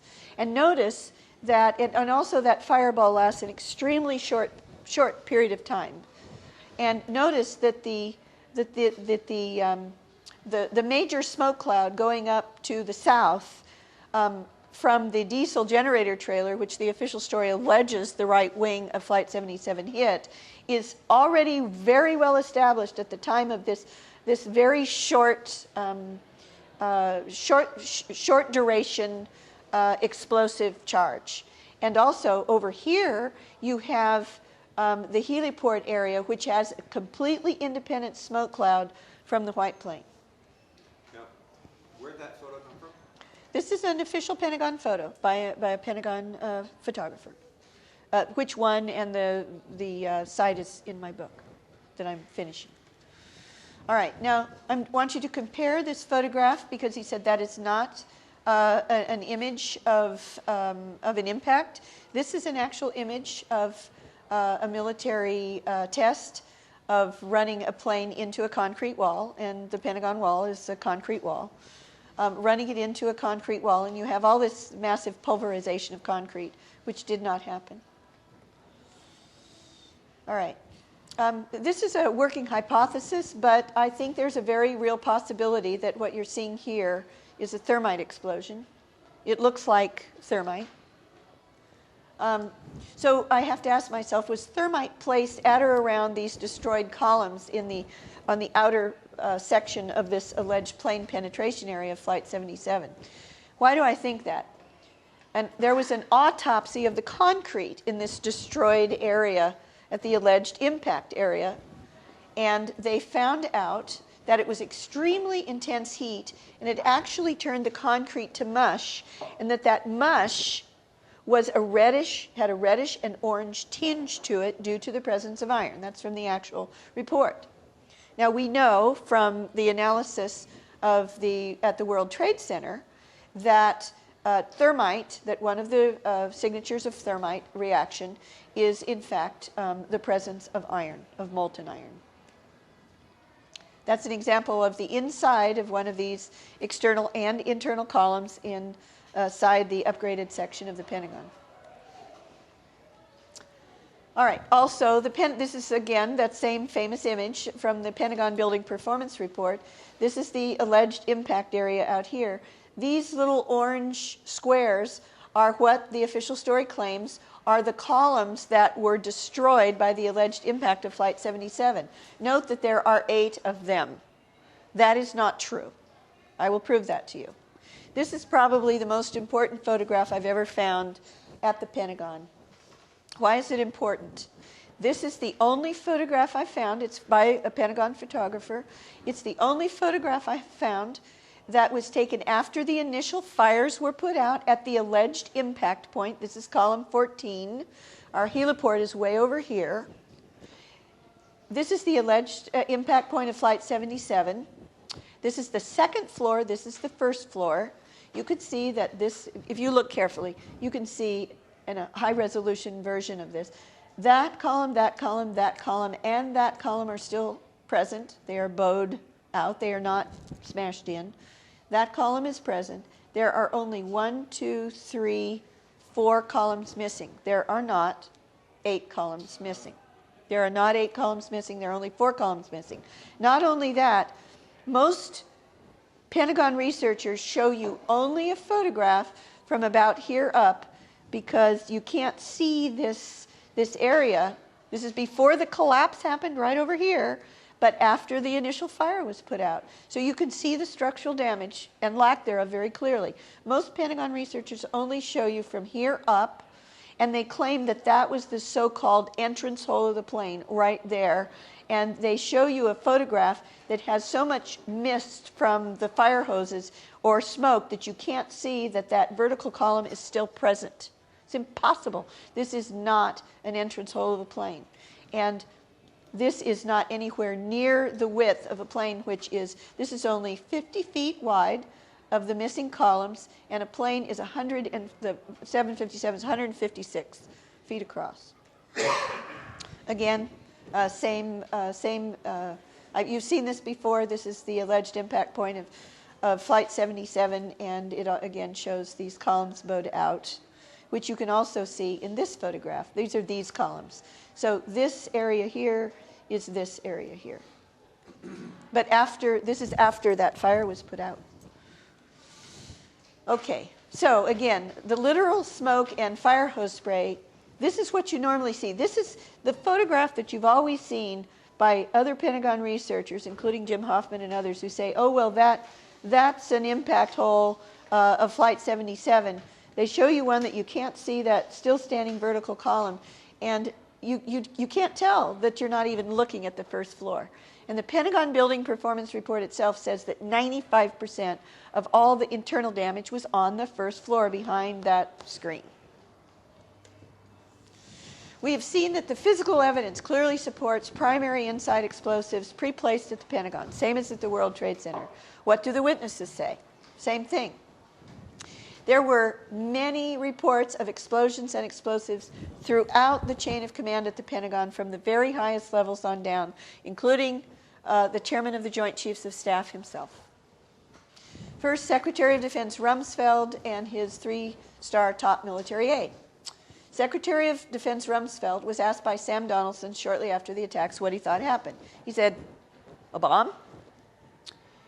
The acting head of the National Military Command Center on 9/11 was Captain Charles Leidig. A quote from the official report. Captain Charles Joe Leidig, had no awareness of Flight 77, they're assuming it was Flight 77, coming back to Washington. His first awareness was when he received a call from Secretary of Defense Rumsfeld's 3-star aide, that's a very high-level military officer, who asked Captain Leidig to investigate whether it might be, 3-star aide who asked if he felt the explosion in the building. This is Secretary of Defense Rumsfeld's own call, and asked Leidig to investigate whether it might be a terrorist attack, explosion in the building. The chairman of the Joint Chiefs of Staff himself said that the smell of explosives that's totally different than jet fuel smell was overwhelming when he first arrived at the Pentagon. These witnesses to cordite, the very distinct smell of cordite, which is gunpowder, is an extremely distinct smell from jet fuel, which is basically kerosene. Chairman of the Joint Chiefs of Staff, General Hugh Shelton, upon first arriving at the Pentagon, approaching it on 9/11, has said in his written memoirs without hesitation, the smell of cordite was overwhelming. That is explosives. People shouted in the corridor outside of my office, according to Don Perkel, a witness, that a bomb had gone off, even before stepping outside. This is as it was happening, not later, even when General Shelton arrived. I could smell the cordite. Then I knew explosives had been set off. And there were many other witnesses, including April Gallup, to the smell of cordite. And remember, the explosions went off in Wedge 2 by her desk in the Army area, not in Wedge 1, which is much further south where the plane allegedly hit.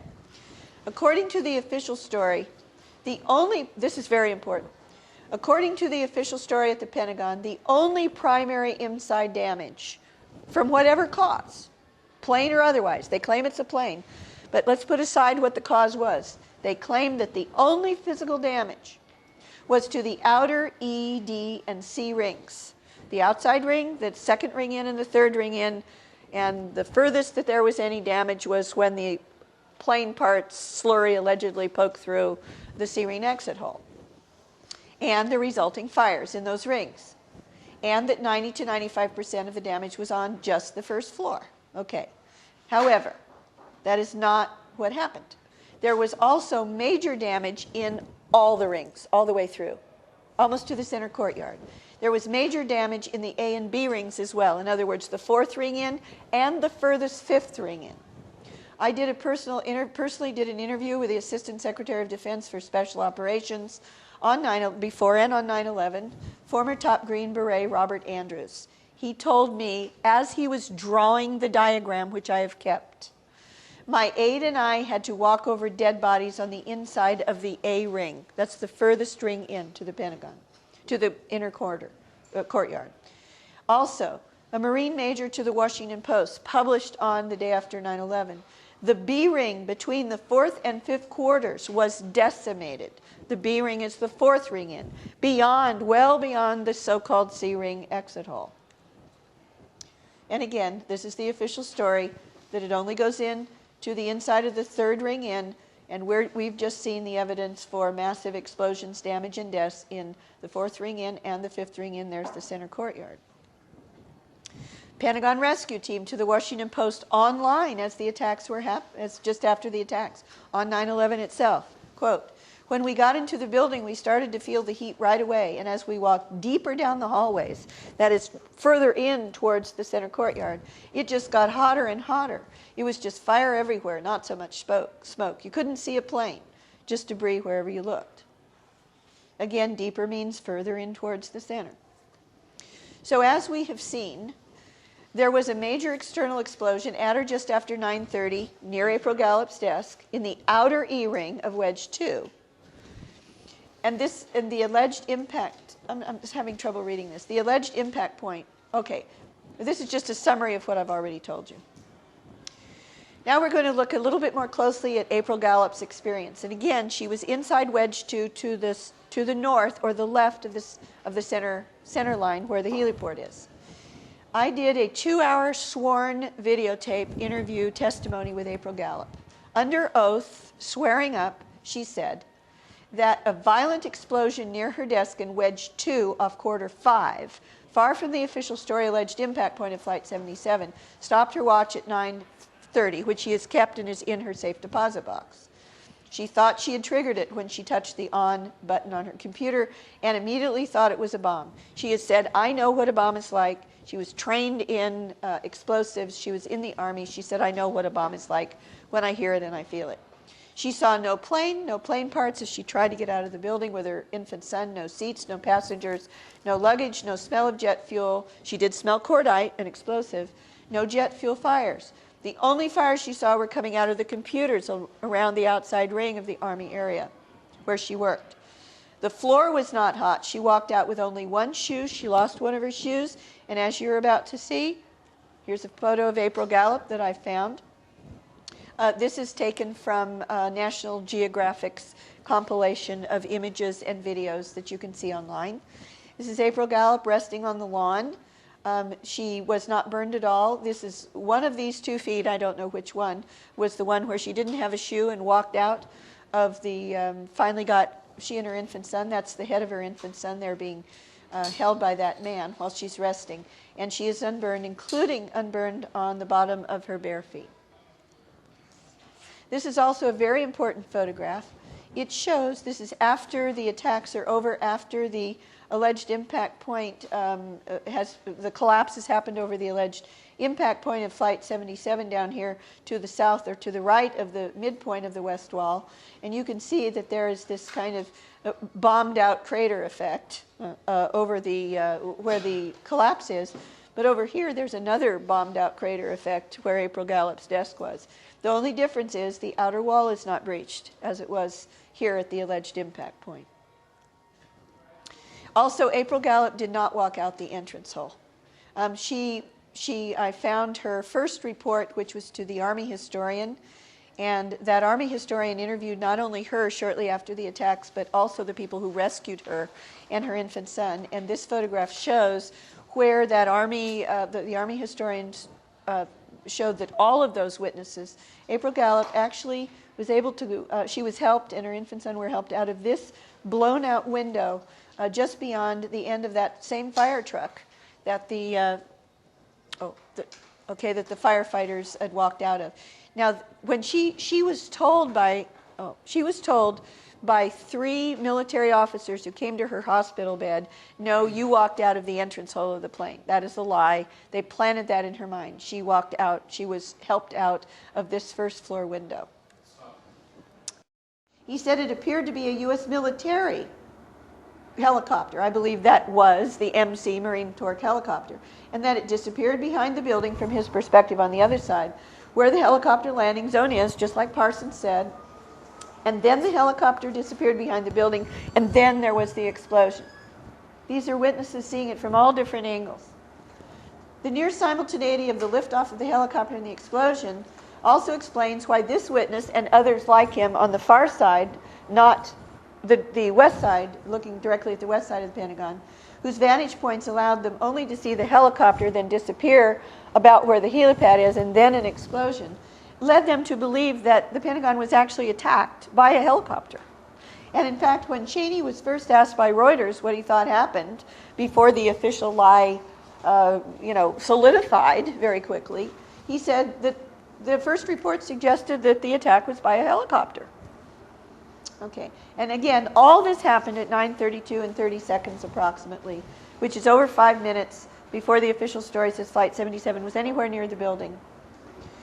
So what about the North Side witnesses? And these are the witnesses that have been particularly interviewed by Citizens Investigation Team, CIT. I do not agree with the interpretation that CIT gives to their witnesses. Neither does Richard Gage, who withdrew his endorsement from the CIT team. And this is the reason I don't agree with CIT. As there is no evidence of any plane coming in and being destroyed at the Pentagon except for that white plane.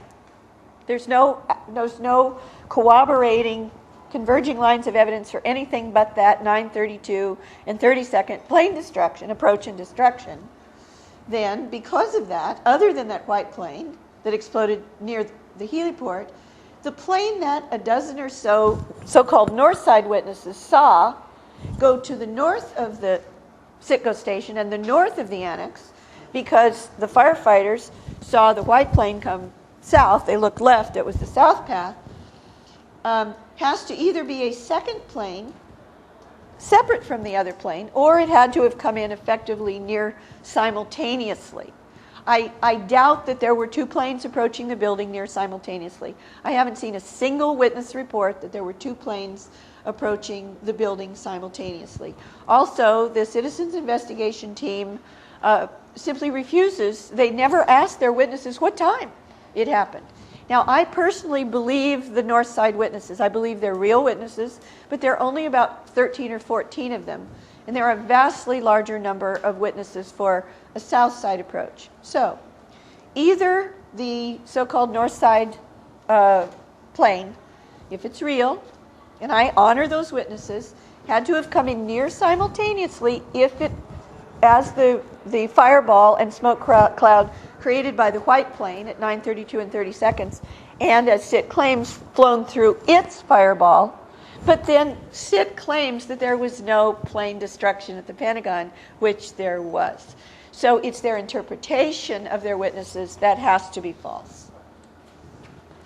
That's a blank screen. Okay.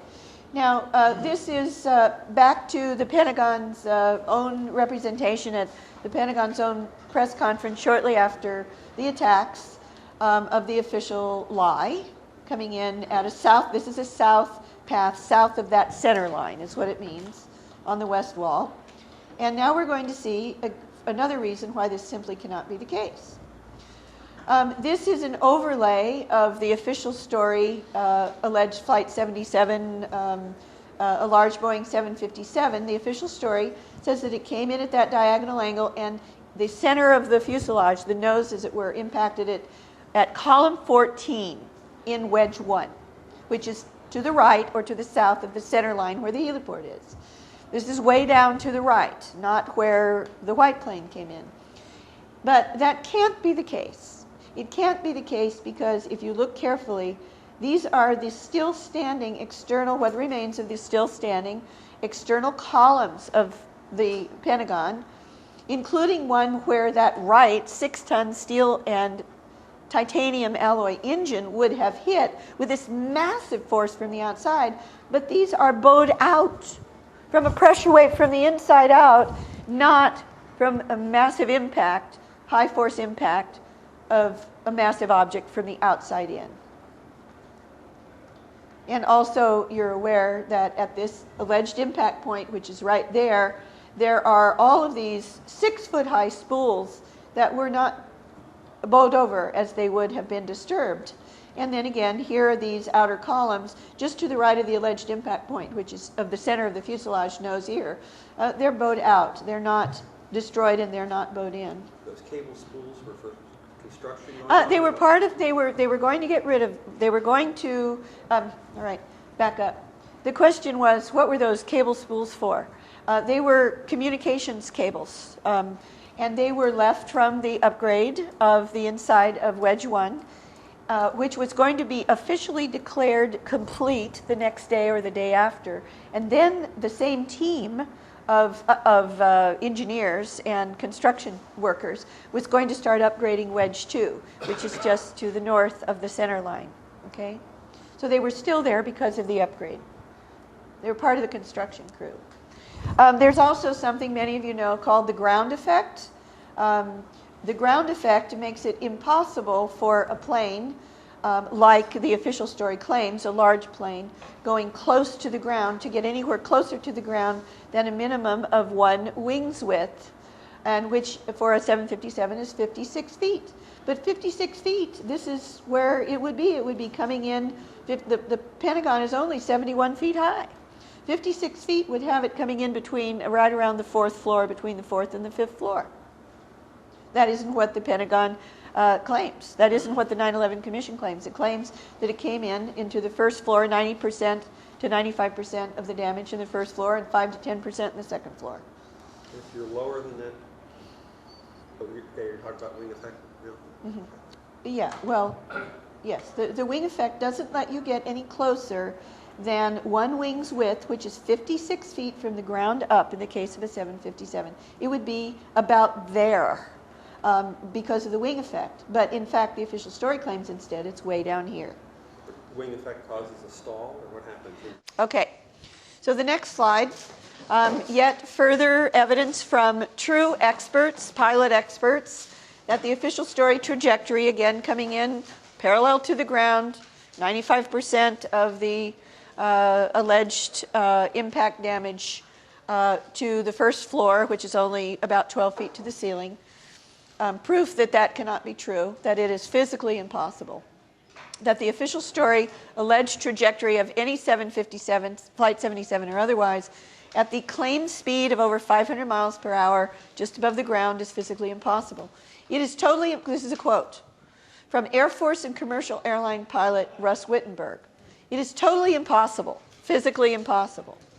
A 757 could not possibly have been flown at those official story speeds without going into a high-speed stall. The airplane won't go that fast when you start pulling those high-G maneuvers.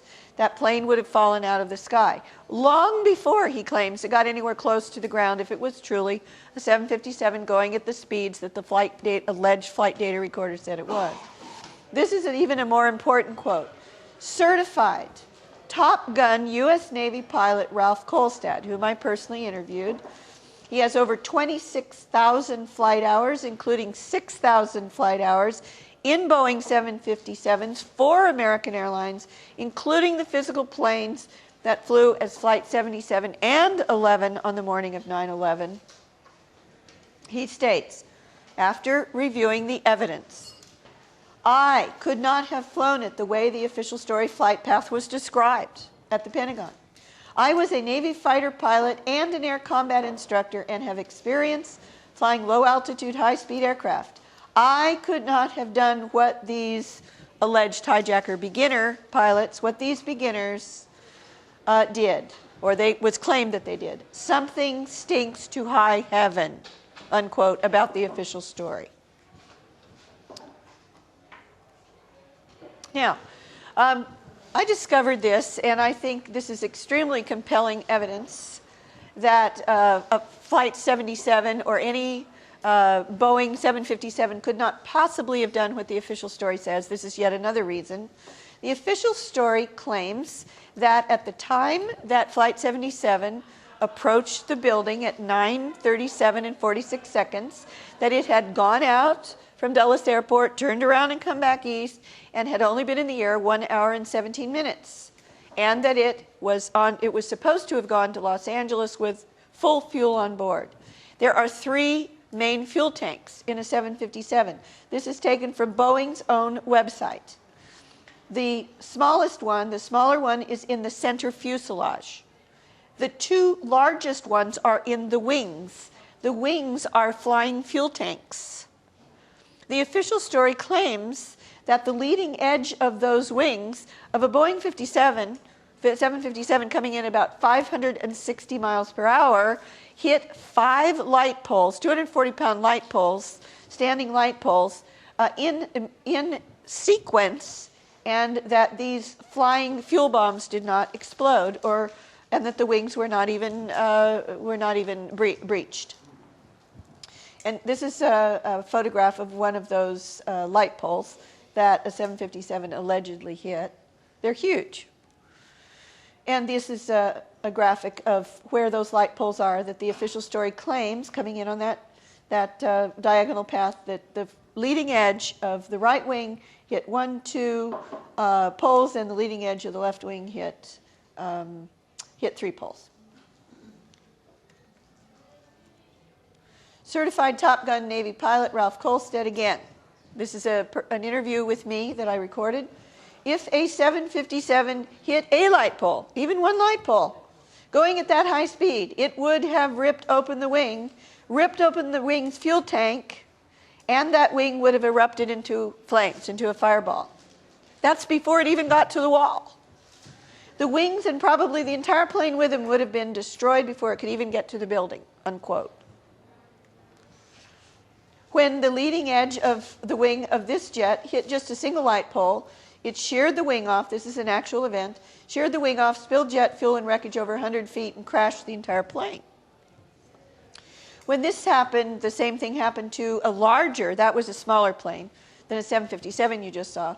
But when this happened, hitting 2 light poles to a larger airliner, similar in size to a 757, which was in Detroit in 1987, 18 feet sheared off the left wing when it hit 2 light poles in a row, going at only 222 miles per hour, versus Flight 77 allegedly, one of its wings hitting 3 light poles and the other 2 light poles, without any kind of problem to the plane, that it made it all the way to the wall without exploding first. 18 feet sheared off. The 18, well, where it, yes, it hit the pole 18 feet in from the tip, yes. Okay. And it completely just severed it like a knife cutting through butter. Did that cause a big fire? That wasn't stated, so I don't know. Yes, I'm trying to find out. Good question. The question was, did it in fact cause a fireball? Did it cause a fireball? I don't know. But don't forget, don't conflate 2 things. We're talking about the official story and a 757 that would have fuel in the wings at the official story alleged impact point down south of the center line. The white plane, according to Cimino from the evidence, did not have, it was a drone, a fiberglass drone that had no fuel in the wing tanks. If it hit the poles, it could have done what you see to the poles, deflected it over to the heliport, and then I think they actively destroyed it before it hit the wall. Okay, now even if a 757, the official story allegation, had gotten through 5 light poles in a row without already exploding or crashing before it got to the wall, which Kolstad said it would have, for sure, after hitting only a single light pole, not 5, and gotten through those 6-foot-high spools without knocking them over, which the photographs say they weren't, a plane the size of a 757 even could not have penetrated the newly hardened outer wall. Why is this an important photograph? We're back on. This is a very important photograph because you have to get up closer to see it. April Gallup was helped out of this is the first floor window. The heliport is out here. She was helped out of a window just beyond the burned out end of the fire truck over here. This is the absolute center line. This is the big door that was in the very center line of the west wall with the official story alleged impact point of Flight 77 way over here.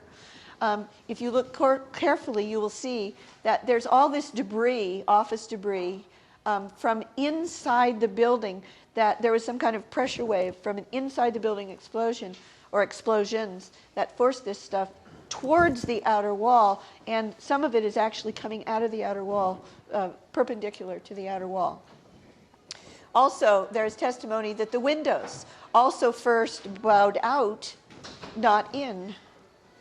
Witness Lieutenant Colonel Victor Correa, who worked in the Office of the Army Deputy Secretary of Staff for Personnel in the direct path of what the official story claims was Flight 77's penetration inside the building, said, instead of the windows being hit in or the walls being hit in, he said, I noticed the windows going out first and then coming back in.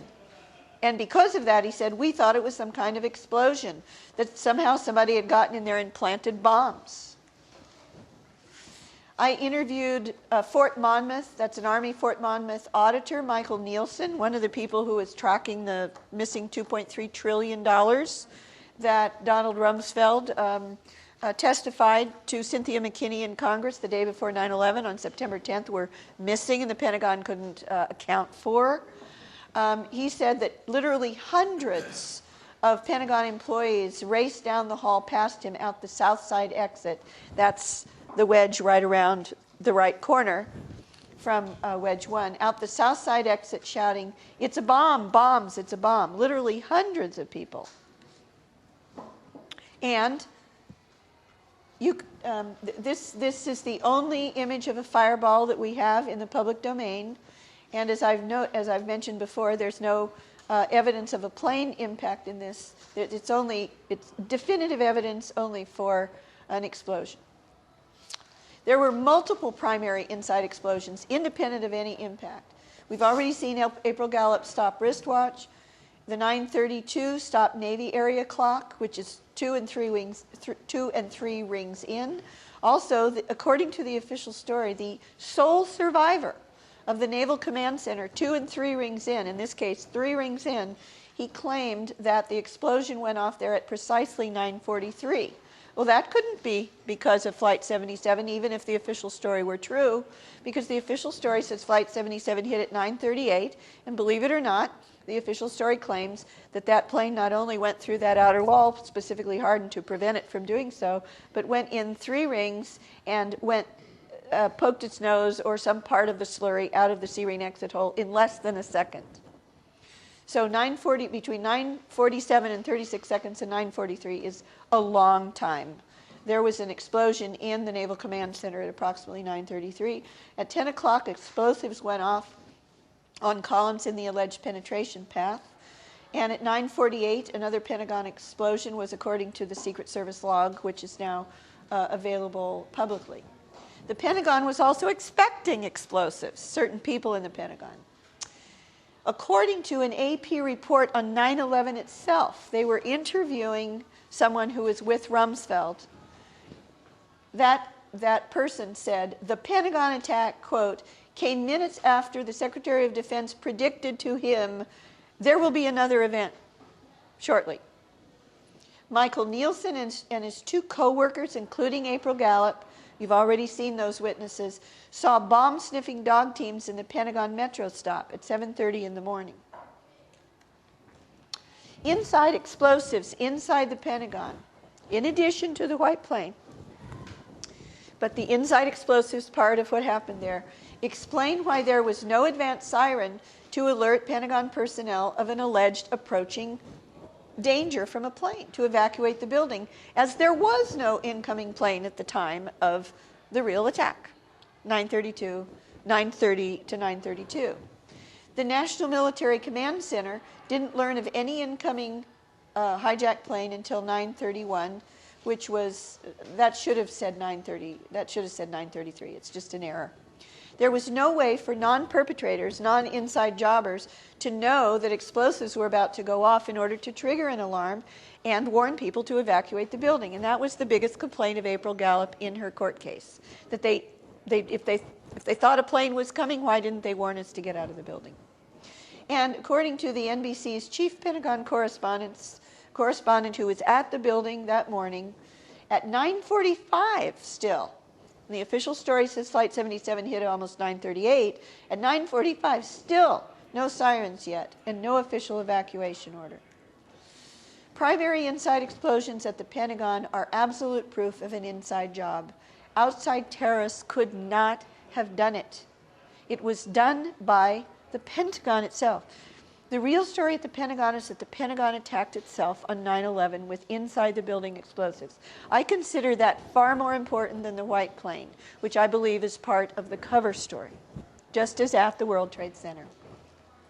Non-insider terrorists would have certainly targeted, as David Ray Griffin and others have noted, the easy-to-hit roof, or gone into the bullseye, the center courtyard, or the offices of the high-ranking officials like the Secretary of Defense and the Chairman of the Joint Chiefs of Staff on the far side of the building from the alleged impact point in Flight 77. The last place in the world they would have ever chosen was a place on the most hardened, newly hardened wall at almost ground level. It was least populated, which had been evacuated because it was being upgraded. Also, it was physically hardest to hit because of these multiple physical obstacles in the way. A hill, an antenna, all those light poles, the chain link fence, the 6-foot-high cable spools. He would have never chosen the point of the official story impact point. So, why is that important? Whoever really did the attack needed and felt that they needed to take out the functions and the individuals who were in the places where the bombs were placed inside the building. Now we're going to see evidence that at least some, if not all, of the inside explosives pre-placed at the Pentagon were targeted there to take out specific functions. This is from the Washington Post, the day after 9/11. It's actually called the targeted ones. And this claims that the attacks targeted the Naval Command Center. This is a graphic from the Washington Post. This is the alleged impact point of Flight 77. This is the alleged penetration path once the plane allegedly got inside the building. That's the alleged C-ring exit hole. And this little triangle, rectangle here is blown up here. This is the Naval Command Center. And within the Naval Command Center, according to this legend, are these separate individual functions. Number 8 in this little corner is the intelligence cell, the Naval Intelligence Cell. Why does that matter? According to the official story of 9/11, there was only one survivor of the entire Naval Command Center, of this entire area, not just that little cell, but all those offices in the Naval Command Center right there. Only one survivor, and his name is they claim, Lieutenant Kevin Schaefer. Well, guess what? He was hired to be a top staffer on one of the subgroups of the 9/11 Commission report investigating the Pentagon attack. There is a cover-up about what really happened at the Naval Command Center. I personally interviewed the admiral in charge of the Naval Command Center on 9/11, Rear Admiral Hathaway. He told me that it is not true that there was only one survivor, Kevin Schaefer, who was a survivor, very badly burned, over 40 to 60% of his body. He said that Kevin Schaefer was not the only survivor, that there were the majority of the 18 or 19 intelligence analysts who were in that little section 8 right there in that corner. He said that was a hardened room, hardened from bombs, even inside the building bombs, and that they did survive, and that the majority of them survived, that some of them did not survive. Follow the money. Secretary of Defense Rumsfeld and the Pentagon's comptroller both publicly acknowledged the day before 9/11 on September 10th that the Pentagon was missing and could not account for $2.3 trillion.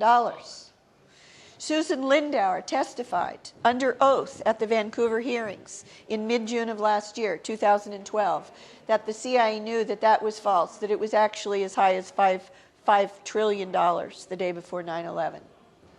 And the Army Fiscal Financial Audit Area and its records were destroyed in the attack in the area close to April Gallup's desk, which was, according to her testimony and others, was from inside the building explosives, and that was the area where the only fires that she saw were coming out of the computers.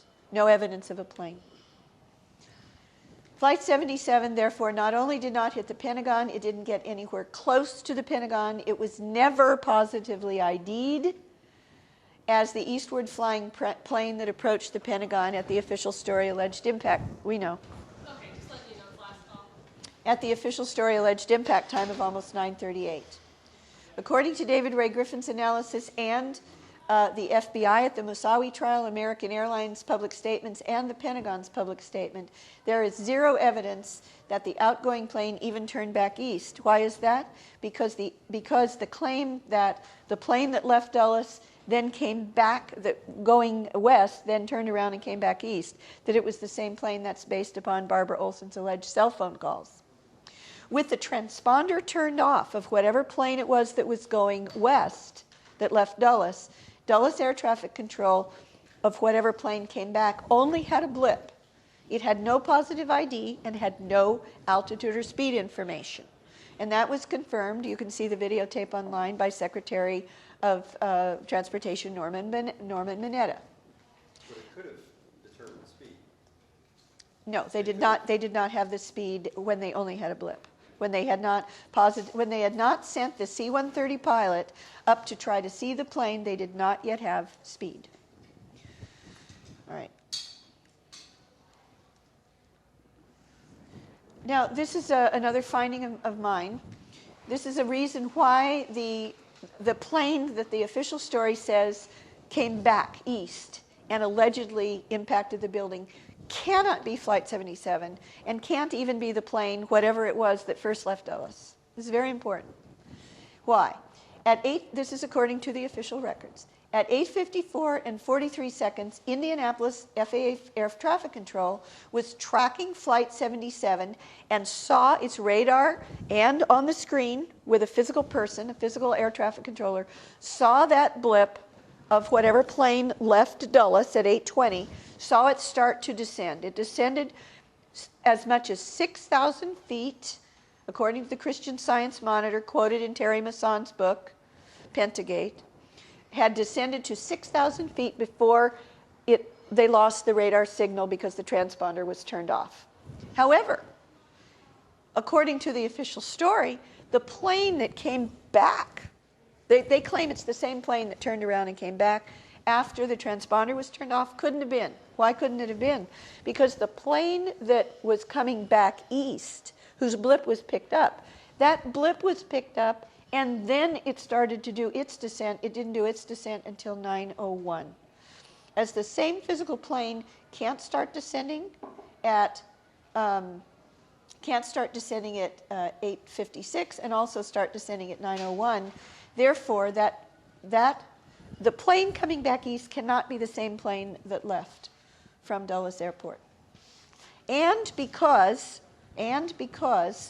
the time of impact is taken from the alleged flight data recorder that the official story claims was found inside the rubble of the Pentagon. That's where they take the almost 9:38 time.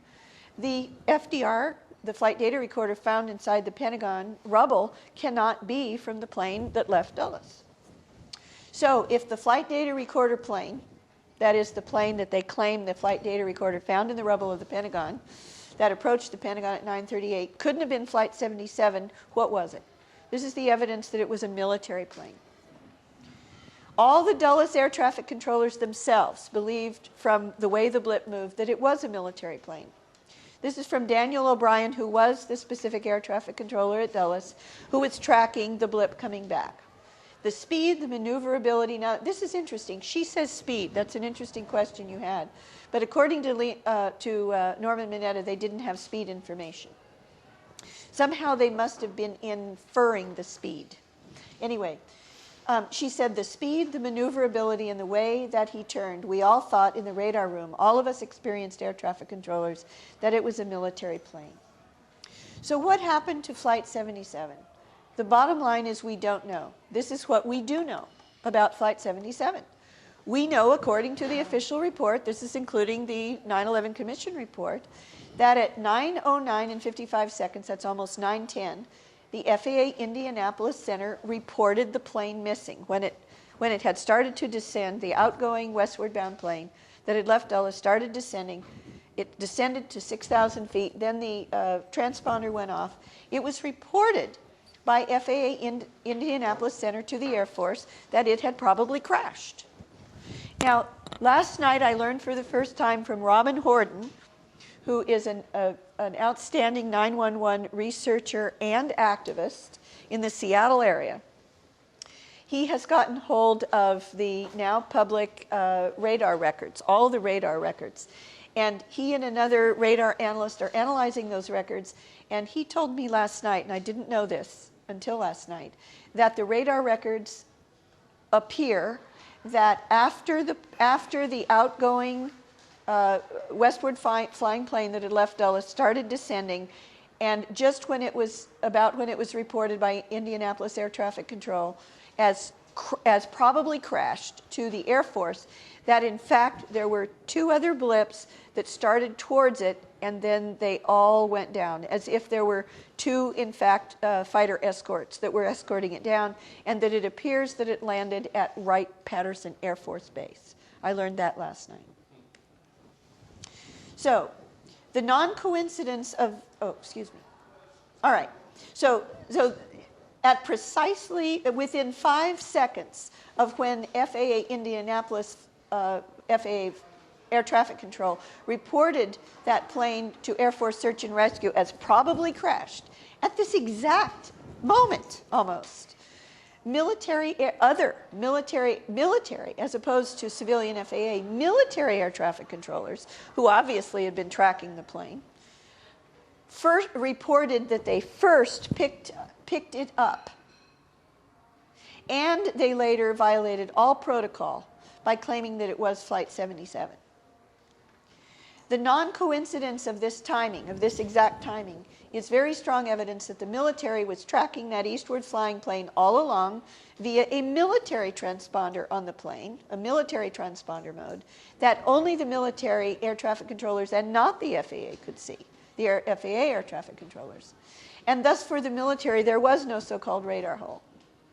And that the plane that is alleged to have hit the Pentagon about 9:38 was therefore a military plane. In other words, the plane coming back east wasn't the same one that left. The one that left was a civilian airliner. It went down, landed at Wright-Patterson Air Force Base with two military escorts at the same time that another plane was allegedly picked up by military air traffic control going back east that they claim was Flight 77. In summary, Flight 77 was nowhere near the Pentagon. We have seen nowhere near the Pentagon when inside explosives went off inside the Pentagon over 5 minutes before Flight 77 was anywhere close to the building. Flight 77 was nowhere near the Pentagon when a white plane, a separate plane, exploded at or near, or was exploded, somehow destroyed, I believe by the helicopter, at or near the heliport.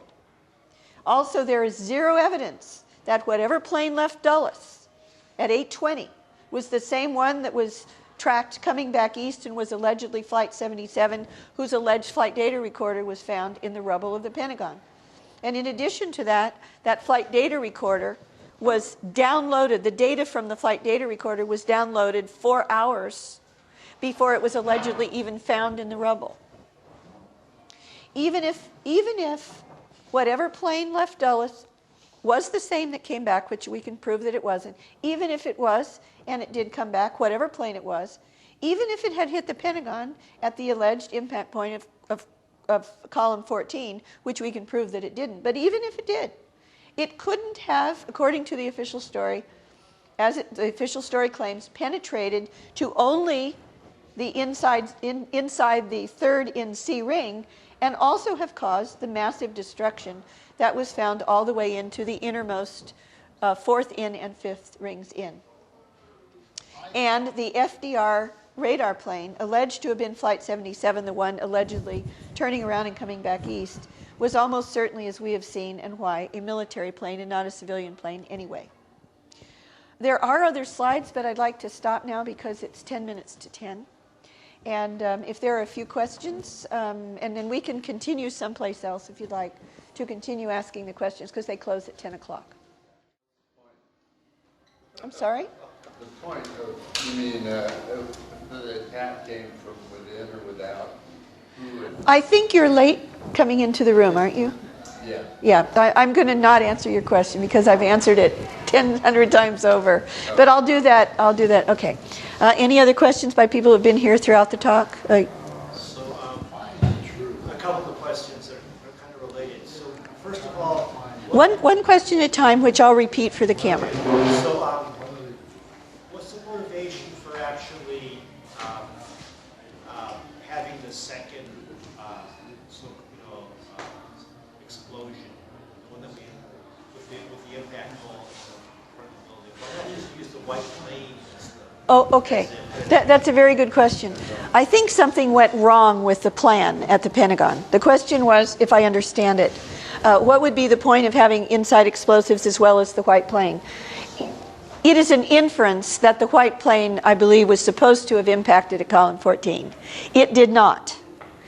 They needed to have internal damage that they could blame on a plane that impacted at the alleged official story impact point. So they had to create that damage with internal explosives. That's not quite it, actually. Oh, okay. What's the point of having the other impact? There is no other impact point. Well, the only one that we see, where the official story is that the plane hit, and you see the nose kept on the line, and there's a hole in the Pentagon there, and which they came in.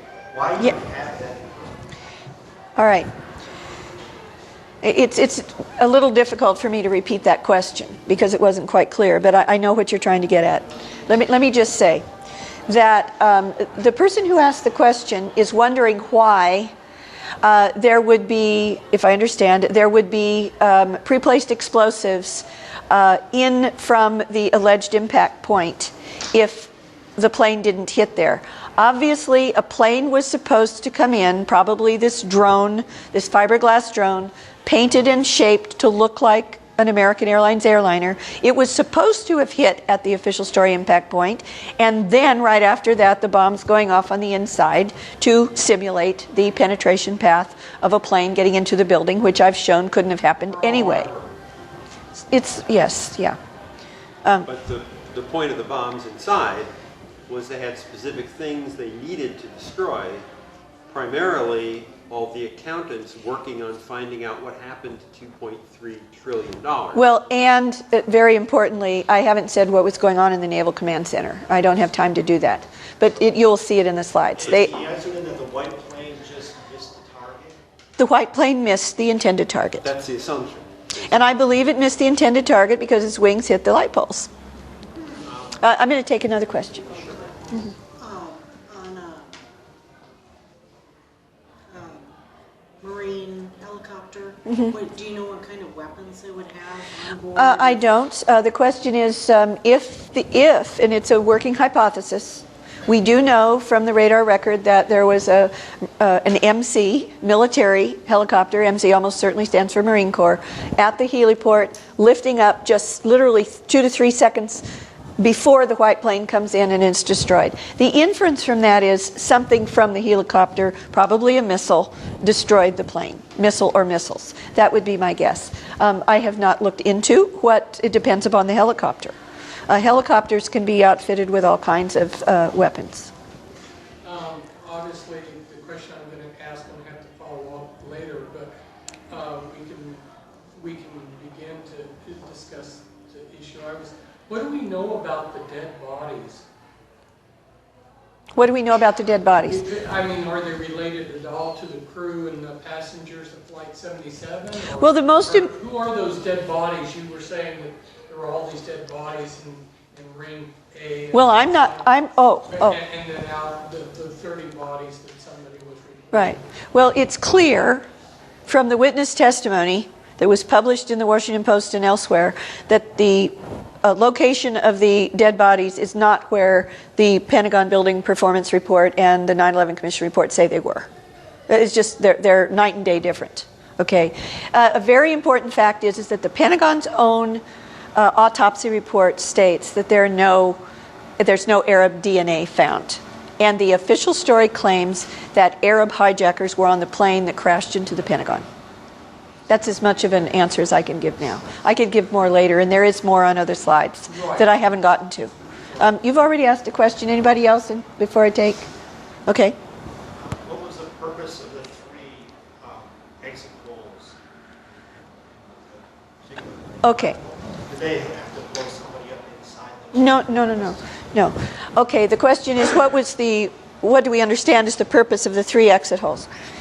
The Pentagon gave data, the data that the Pentagon gave immediately after the attacks to the Washington Post, which was used to create the graphic that shows 3 exit holes. Then I showed the aerial photograph of 3 exit holes that perfectly line up. Those exit holes, as Terry Mitchell stated, were for entrance and exit of Pentagon personnel.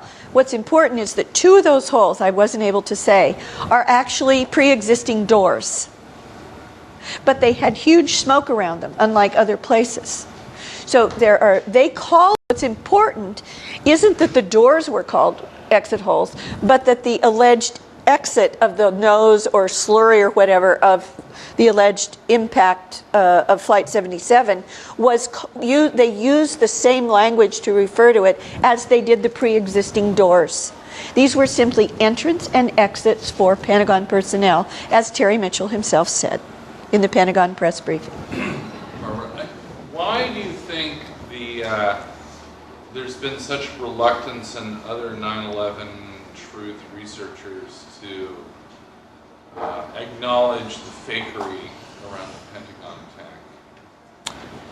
I'm not sure what your question means. The question was, why do I believe that there is such reluctance on the part of other Pentagon research besides myself to acknowledge fakery, to acknowledge that Flight 77 didn't hit the building? Yeah.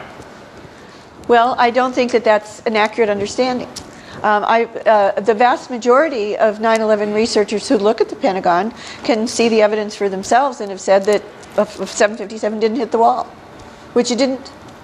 It's the rare individual who claims otherwise. It's just the opposite. Any other questions? Oh, well, I think it's 10 o'clock. So thank you very much.